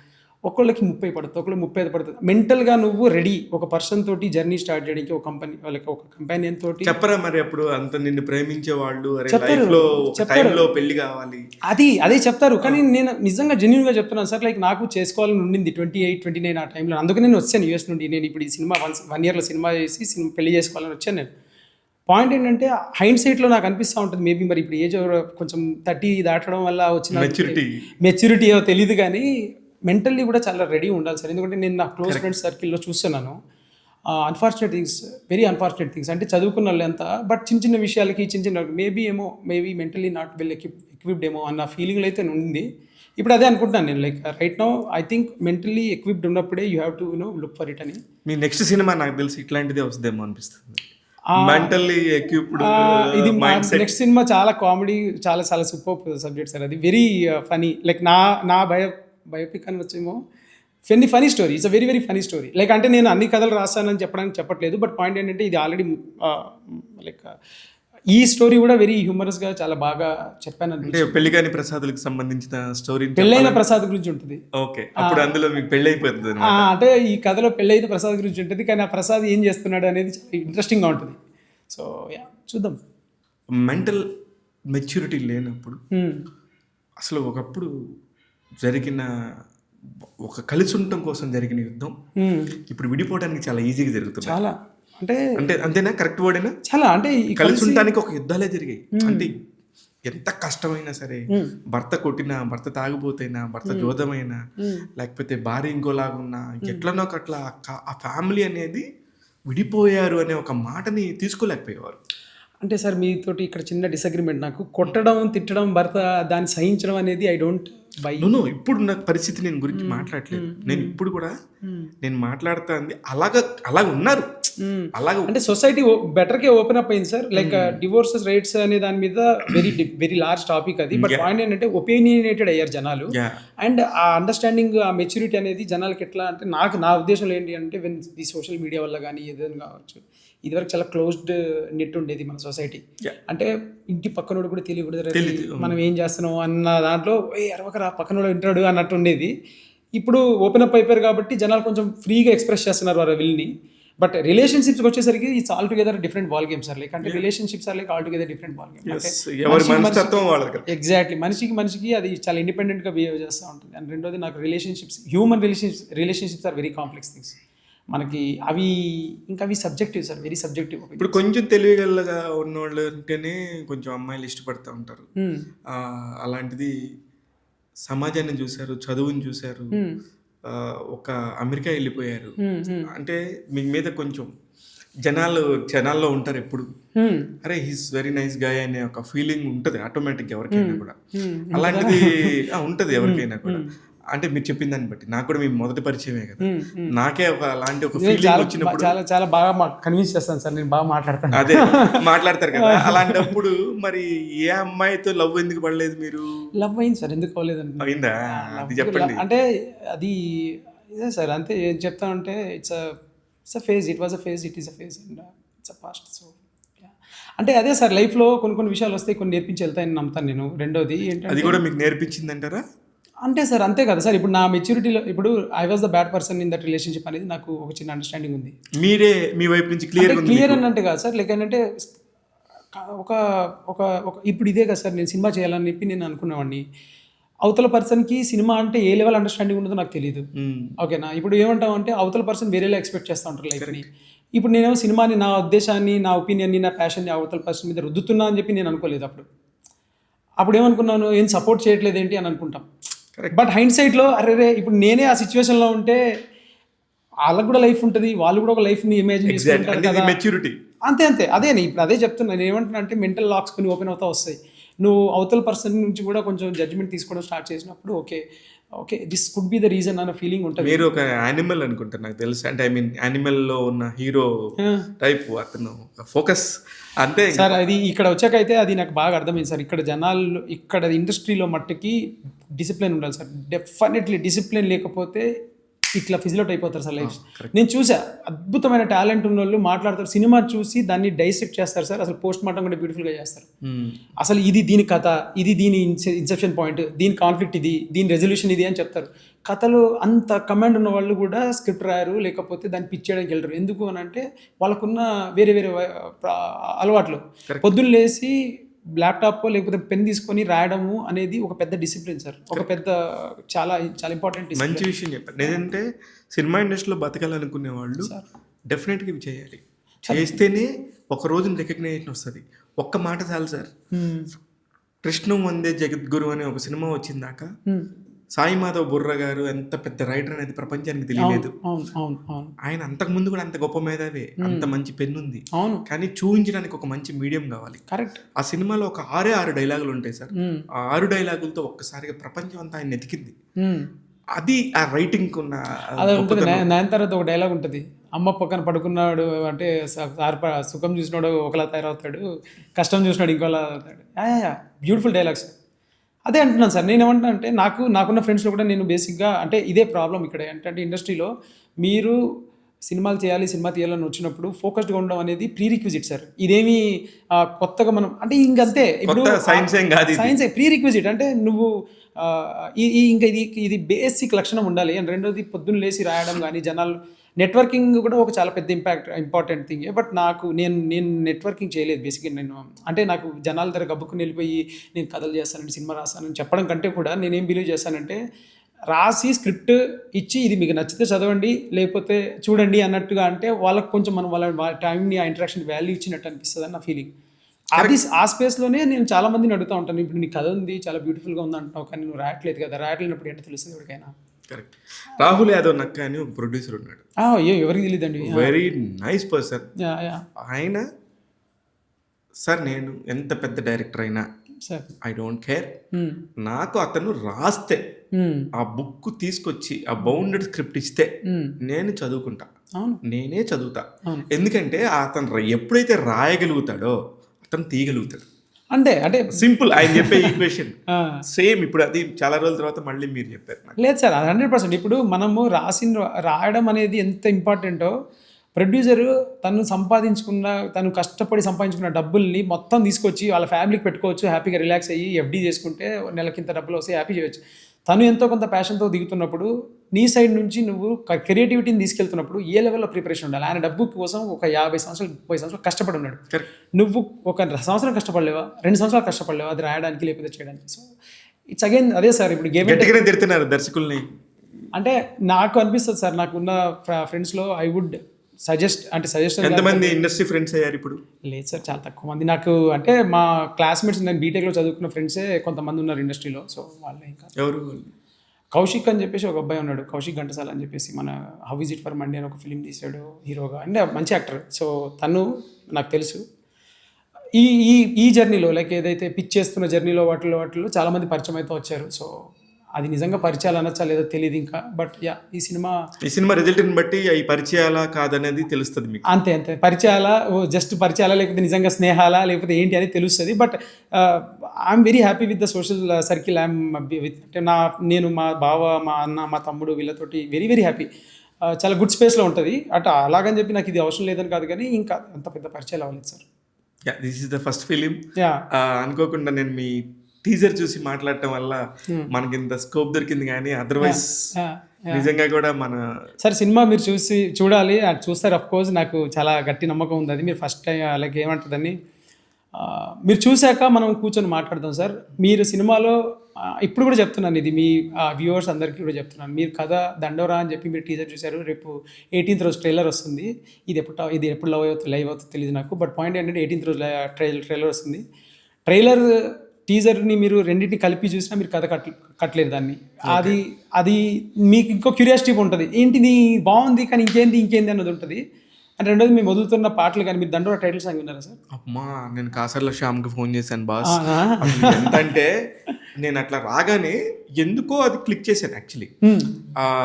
చూసి అసలు ఆ కడుపు పేగు తెంచుకున్నప్పుడు ఉన్న దాని గురించి మాట్లాడాడు కదా కాసర్ల శ్యామ్ రాసిన రైటింగ్. అన్న హెడ్స్ ఆఫ్ అన్న, ఆయన అమెరికాలో ఉన్నాడు. అవును, నాకు అమెరికాలో ఉన్న సంగతి కూడా తెలీదు. మళ్ళీ అంటే నాకు ఒక ఎమోషన్ వచ్చినప్పుడు నేను అది చెప్పకపోతే అది నాకు తప్పు సార్ అని నేను చాలా బలంగా నమ్ముతా. అందుకని నేను కాసర్ల శ్యామ్కి వెంటనే మెసేజ్ పెట్టాను, అన్నయ్య నిజంగా అద్భుతం మీరు, నిజంగా అని నేను చెప్పేసి ఇంత గొప్ప వర్డ్స్ ఎంత బాగా రాశారు సార్. ఆయన పాట రాసినప్పుడు చరణం అదే sorry to cut you, but lyrics పంపించారు. నేను ఆయనకి 20 minutes చూపించాను సినిమా. 20 minutes సినిమా మొత్తం చూపించాను, గ్లిమ్స్ ఇది హైలైట్స్ అని చూపించాను. బాగుంది బ్రదర్, చాలా బాగుంది భయ్యా అది ఇది అన్నారు. ఆయన చాలా తక్కువ మాట్లాడతారు. నా భయం ఏంటంటే చూశారు బాగుందన్నారు, అర్థమైందో లేదు అంటే నేను రాసిస్తాను భయ్యా అన్నాడు. నాకేమో అయ్యో నేను ఈ పాటలోనే కథ మొత్తం అంటే ఈ పాట చాలా థీమ్ లాగా అనుకున్నాను నేను సినిమాకి, నేను అంత ఎక్కువ డిస్కస్ చేయలేదు అనుకున్నాను. చెప్పగలిగాను 2-3 మాటలు చెప్పగలిగాను, సార్ ఇట్లా రాస్తే బాగుంటుంది, అట్లా రాస్తే బాగుంటుంది అని చెప్పేసి ఏదో చెప్పగలిగాను నాకు తెలిసినంతలో.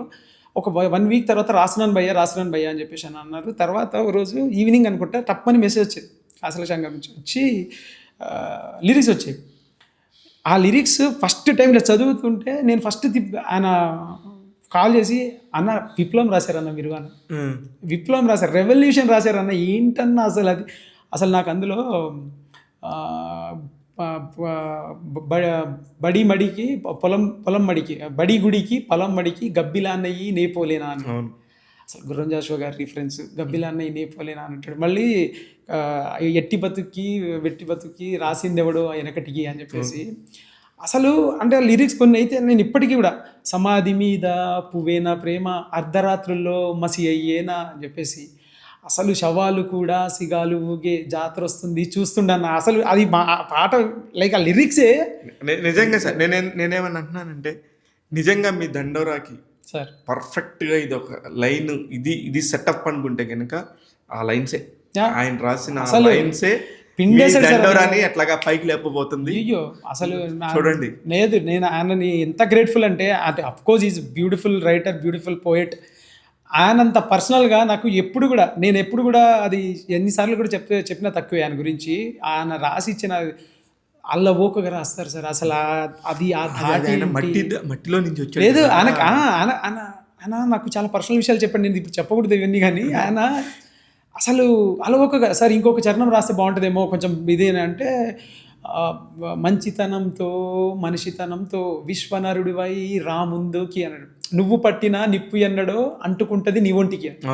కులం అనేది నీకు కూడా ప్రాబ్లమే, నువ్వు తక్కువని చేసి తొక్కుతున్నావు కదా, నువ్వు పట్టిన నిప్పు ఎన్నడో అంటుకుంటది నీ ఒంటికి. అసలు ఒక్క లైన్ లో మొత్తం సినిమా రాసాడు ఆయన.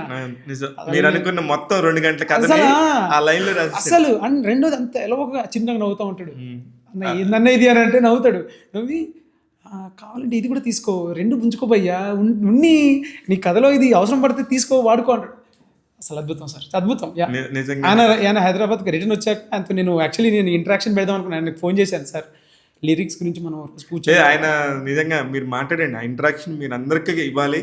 మీరందరూ కలిసి కూర్చొని, మీరు బెన్నీ గారు, కాసర్ల శ్యాము, పూర్ణచారి కూడా సార్, పూర్ణచారి గారు, అసలు పూర్ణచారి కూడా నీలాకాశం అటుపక్క ఊరొకటి ఉందట ఓపిలగా వెళ్ళిపోదామా ఏం చక్క ఎవరు గుర్తించారు కనుక అంటే మైదానంలో చలమంటారు సార్, ఒక మైదానం రిఫరెన్స్. Beautiful line sir. ఆయన వచ్చాడు చూశాడు, అసలు బ్యూటిఫుల్ సార్. లిరిక్సిస్ట్లు శ్రీమణి గారు కూడా, శ్రీమణి గారి పాట ఉంటుంది ఇప్పుడు రేపు రిలీజ్ అవుతుంది, మీరు చూస్తారు శ్రీమణి గారు. నేను ఈ రెండే చూశాను, శ్రీమణి గారిది ఉంటుంది, అది అద్భుతమే. అదే సార్ ఇక్కడ మన రైటర్స్ నిజంగా కూడా తెలుగులో ఉన్న రైటర్స్ యొక్క గొప్పతనం ఏంటంటే వాళ్ళందరూ చదివారు, మట్టి వాసనలు తెలుసు వీళ్ళందరికీ. పూర్ణాచారి ఎంత చిన్న విలేజ్ నుంచి వచ్చారు సార్, కాసర్ల శ్యామ్ ఎంత వరంగల్ దగ్గర ఒక చిన్న భూపాలపల్లి అనే విలేజ్ దగ్గర నుంచి వచ్చారు. వీళ్ళందరికీ శ్రీమణి గారు కూడా పశ్చిమ గోదావరి నుంచి ఎక్కడి నుంచో వచ్చి ఎంత చిన్న చిన్న పదాలతో ఎంత అద్భుతంగా రాస్తారు. వీళ్ళందరూ కూడా అనంత శ్రీరామ్ అయ్యిండొచ్చు, చంద్రబోస్ గారు అయ్యిండొచ్చు, రామజోగి శాస్త్రి గారు. నేను ఇంకా వాళ్ళతో పని చేయలేదు, కానీ వీళ్ళు అదే చెప్తున్నాను కదా సార్, మన దగ్గర అల్టిమేట్ టాలెంట్ సార్. నేను చాలా ప్రౌడ్గా చెప్తాను, ఈ సినిమాలో మీరు దండోరాలో మీరు చాలా కొత్త విషయాలు, చాలా పాత మొక్కలు చూస్తారు. అదే ఇతను అంటే ఎవ్వరు కూడా, నేను ఇది కాన్షియస్గా చేసింది కాదు. యాక్టర్ అనేవాడు అన్ని లాంగ్వేజ్లో వెళ్ళి యాక్ట్ చేయొచ్చు, అందులో ఏ రిస్ట్రిక్షన్ లేదు. కానీ మన దగ్గర ఉన్నంత టాలెంట్ ఏదైతే ఉందో మనం అసలు ఈ సినిమాలో మీరు చూస్తారు ఎన్ని తెలిసిన ముఖాలు మీకు, అంటే అందరూ అద్భుతంగా చేస్తా ఉంటారు. నిజంగానే వీళ్ళందరినీ కూడా చాలా ఓల్డ్గా వీళ్ళందరూ అరే వీళ్ళందరితో కలిపి భలే చేశారే మళ్ళీ అన్న ఫీలింగ్ అయితే వచ్చింది. మీరు సత్యన్న గారు అని చెప్పేసి సత్యన్న క్యారెక్టర్, సత్యన్న మా జర్నలిస్టే సార్. ఆయన క్యారెక్టర్ మీరు బ్లాస్ట్ ఉంటుంది చూడండి. ఆయన సత్యన్నకి అంత మంచి క్యారెక్టర్ దొరికితే ఐఎమ్ వెరీ హ్యాపీ. దేనికంటే పాపం ఆయన ఎంతో కష్టపడతాడు సార్, నిజంగా టాలెంట్ ఉంది సార్, కానీ ఆయనకి ఎందుకో ఛాన్స్ రాలేదు సార్. నేను ఆయన ఆఫీస్ నడుచుకుంటూ వచ్చాడు, నాకు ఆఫీస్కి ఈ ఆశయ అనే క్యారెక్టర్ బ్యూటిఫుల్ బ్లాస్ట్ ఉంటుంది, చాయ్ బాయ్ అంటుంటాడు అందరికి, వచ్చిన వాళ్ళందరికీ బ్యూటిఫుల్ ఉంటుంది. అది ఆయన నడుచుకుంటూ వచ్చిన రోజే అనుకున్నా, ఆఫీస్కి వచ్చి అవకాశాలు సార్ నేను ఇది నాకుందా అది అని అడిగారు. ఆయన నేను టీవీలో అట్లా చూశాను, బ్యూటిఫుల్ యాక్సెంట్ ఉంటుంది ఆయనకి, బ్యూటిఫుల్ యాక్టర్, ఎంత అంబుల్ సార్ ఆయన. సినిమా మొత్తం ఉంటాడు, అద్దరిపిస్తాడు చూడండి మీరు. అసలు అతను కానీ మురళీధర్ గౌడ్ గారు కానీ, దేవి ప్రసాద్ గారిది డైరెక్టర్ దేవిప్రసాద్ గారు ఉన్నారా, అసలు ఆయనతో మాట్లాడిన మాటలు చాలా sir super people sir. Super candidate అండి. నాకు ఈ సినిమా వల్ల నేను ఇంటరాక్ట్ అయిన కొంతమంది జనాలు ఉన్నారు, ప్రీషియస్ మూమెంట్స్ అవి. ఆయన రీల్ అప్పుడు చేస్తున్న సినిమాలు కానీ వాటికి సంబంధించి చెప్పేవారు. ఆయన డైలాగ్ ఉంటుంది, ట్రైలర్లో చూస్తారు మీరు ఆయన డైలాగ్, అది నా మోటో. ఆ డైలాగ్ ఆయనతో చెప్పించి, ఆయన అసలు డైలాగ్ చదివి చాలా బాగుందండి, చాలా చాలా బాగుంది, నేను ఇది పక్క నిలిచిపోయే డైలాగ్ అని చెప్పేసి అన్నాడు. సార్ థ్యాంక్ యూ సార్ అని చెప్పేసి చాలా బాగా చెప్పారు కూడా, మీరు ట్రైలర్లో చూస్తారు. సో మీ సినిమాకి December 25 వస్తుందనే విషయం తెలియాలి సార్. పలానా అమెరికా నుంచి వచ్చిన ఒక వ్యక్తి ఈ సినిమాని దర్శకుడు అని చెప్పాలనే ఉద్దేశంతోనే నేను చాలా బలంగా చాలా చాలా థ్యాంక్స్ సార్. తీసుకొచ్చాను. చాలా మా ట్యాగ్ తెలుగు ప్రేక్షకులందరికీ కూడా టాలెంట్ ఉన్న వాళ్ళని నేను పరిచయం చేస్తూ ఉంటాను. అక్కడ అసలు వ్యూస్తో సంబంధమే లేదు. మీలాంటి గొప్ప వ్యక్తుల్ని, టాలెంట్ ఉన్న వాళ్ళని నేను ముందు తీసుకొచ్చి అందరినీ పరిచయం చేసే పనిలోనే పడినాను సార్. చాలా చాలా థ్యాంక్స్ సార్. మీరు అంటే ఇది చాలా ఇంపార్టెంట్ సార్, ఈ సపోర్ట్ చాలా ఇంపార్టెంట్. మీరు ఇక్కడ చెప్పొచ్చో లేదో తెలియదు కానీ we really miss TNR sir. చిన్న సినిమాలు కానీ లేకపోతే కొత్తగా వచ్చే వాళ్ళు దర్శకులు కానీ we really miss TNR. Is very close friend to me. TNR పాపం మిస్ అయ్యాడు, అనుకోలేదు ఎవరు సార్. ఆయన ఇన్స్పిరేషన్ సార్. అంటే జర్నలిజంని, సినీ జర్నలిజంని ఒక చిన్న రెస్పెక్ట్. అసలు 3 గంటలు 2 గంటలు ఇంటర్వ్యూలు చూసే రోజుల నుంచి 5 గంటలు 7 గంటలు ఇంటర్వ్యూలు చేసేవాడు ఆయన. అవును, అద్భుతం. అంటే చాలా once in while phenomenon sir. And రెండోది ఆయన చాలా చాలా రెస్పెక్ట్ తీసుకెళ్ళిపోయాడు. ఇప్పుడు అలాంటి జర్నలిజం ఫేజ్లో విన్న మీరు కానీ ఇంకెవరెవరు కానీ ఇంత మంచి, అంటే this is what it is sir. Like we have to help each other. Yes, అది ఒక సినిమాని బతికించే ప్రక్రియ అండి. Right sir. ఇది కోఎగ్జిస్ట్ అవ్వాల్సిన ఇండస్ట్రీ. మనంతా విన్ సిచ్యువేషన్ కరెక్ట్, చాలా బాగా చెప్పారు. విన్ సిచ్యువేషన్ మన అందరికి. అంతేగాని ఇప్పుడు నువ్వు ఎప్పుడు బోల్తా పడతావా, నేను ఎప్పుడు పడ్డాడరా అని చెప్పేసి పండగ చేసుకునే బ్యాచ్ ఉంటుంది. అంటే ఇక నిజం ఉంటుంది సార్. అది ఇంకేం చేస్తాం అంటే వాళ్ళకి అదేదో సరదా. ప్రాబ్లం ఏంటంటే ఇక్కడ నాకు బాధ, ఇక్కడ పర్టికులర్గా మాట్లాడుతున్నాం కాబట్టి చెప్తున్నాను. దారుణమైన విషయం ఏంటంటే ఒక PR వ్యవస్థ కానీ అంతా కూడా వాళ్ళ వైపే ఉన్నారు సార్. జనం కూడా నీకు మంచి చెప్తే ఎవడు చూడరు సార్, ప్రీచింగ్ అంటారు. అదే నీకు చెడు చెప్పండి, అరే సూపర్ రా, వాడు భలే వేసాడు రా డైరెక్టర్ గండి. సాడిజం అయితే ఉంది సార్, ఇది కొంచెం సాడిజం ఉంది. అది ప్రేక్షకుల్లో ఎందుకు ఉందో నాకు అర్థం కాదు. ప్రేక్షకుల్లో అని కాదు సార్, బేసిక్గా మీరు ఇంటర్నెట్ వాడే జనాలు ఉంటారు కదా, బేసిక్గా వై ఎనీబడి అంటే ఫోన్ తీసి నేను ఏం చూడాలి సార్. సో ఆ ఫోన్ తీసి నేను చూడాలనుకున్నప్పుడు నాకు ఆ సెకండ్లో టప్ అని స్పైక్ రావాలి. So the whole medium of social media, phone, అది consumption parameter, it's all dependent on that. అతన్ని తిట్టాడంట, ఇతన్ని అదే కదా సార్ కావాల్సింది. ఆ క్లిక్ బేట్ థింగ్ ఉంది కదా. బట్ అన్ఫార్చునేట్లీ స్లోలీ అదే చెప్తున్నాం కదా సార్, అందులో కూడా చాలా గొప్ప చిన్న బ్యూటిఫుల్ పీపుల్ ఉన్నారు. వేరే సినిమా కాన్వర్జేషన్కి ఇంకా వాల్యూ ఉంది. లేకపోతే లేదు సార్, డెఫినెట్గా మాకు మీలాంటి దర్శకులు వచ్చినప్పుడు సార్, ఎక్కడికైనా కలిసినప్పుడు వాళ్ళు మాట్లాడే మాటలకి ఎస్, ఇక్కడ మనం డబ్బు సంపాదించకపోయినా పర్లేదు కానీ ఒక వాల్యూ సంపాదిస్తున్నాం అనేది అయితే చాలా గట్టిగా కోఎగ్జిస్ట్ అవడమే సార్. మీరు చెప్తున్నా కదా, కోఎగ్జిస్ట్ అవడమే. రెండోది బ్రాండ్ క్రెడిబిలిటీ క్రియేట్ చేయడం అనేది చాలా పెద్ద విషయం సార్. అది చాలా కష్టం. అందుకనే జనాలు షార్ట్ కట్స్కి వెళ్ళిపోతారు, తిట్టేసో లేకపోతే ఇంకొకటి ఏదో కామెంట్ చేసి. కానీ మాది షార్ట్ కట్ ఉండదండి. అదే brand we build social responsibility. I am the journalist. I proudly say I am the journalist. Cinema is very big entertainment. It's a mass medium. ఈ మీడియం ద్వారా ఎంత చెప్పొచ్చో అంటే నేను ఇంకొక 4 జన్మలు ఎత్తినా చెప్పే అంత కంటెంట్ ఉంది. Correct, true. అందుకని సినిమా గొప్పది సార్. అంతే, సినిమానే గొప్పది. మనం అందరం సినిమా నమ్ముకొని అందరం కోఎగ్జిస్ట్ అవ్వాలి, అదే జరగాలి. ఈ పాయింట్ ఏంటంటే discourse sir. Telugu cinema discourse అనేది ఖచ్చితంగా చాలా చాలా చాలా లో లెవెల్లో ఉంది. అది very unfortunate thing. But beautiful people like you are some like few others handful of journalist still అలైవ్గా పెడుతున్నారు. And it will stand out. It may take time. ఇప్పుడు అందరికీ అర్థమవుతుంది సార్. డెఫినెట్ గా రైట్ కాన్వర్సేషన్స్ కి జనాలు ఉంటారు సార్. ఆ రాంగ్ కాన్వర్సేషన్ కొన్ని వాళ్ళు కూడా ఉంటారు. బట్ రైట్ కాన్వర్సేషన్ ఇప్పుడు దాని మీద మాకు కూడా ఒక నమ్మకం వచ్చింది. ఎస్, మనం నమ్ముకున్నది స్ట్రాంగ్ గా వెళ్తే 100% చూస్తారు. ఇప్పుడు మనకి కూడా మనకు తెలియదు సార్. నేను మామూలుగా ఒక అరగంట అనుకున్నాను, తెలియకుండా 1.5 గంట అయిపోయింది. ఇంతకంటే బ్యూటిఫుల్ కన్వర్సేషన్ ఏముంటది, మనకే తెలిసిపోతుంటది మనం మాట్లాడేది కరెక్ట్ కాదనేది. ఒక ఇంటర్వ్యూ జరుగుతున్నప్పుడు, ఒక సినిమా చూస్తున్నప్పుడు సినిమా బాగాలేదని లాగానే ఇంటర్వ్యూ కూడా బాగాలేదని తెలిసిపోతుంది.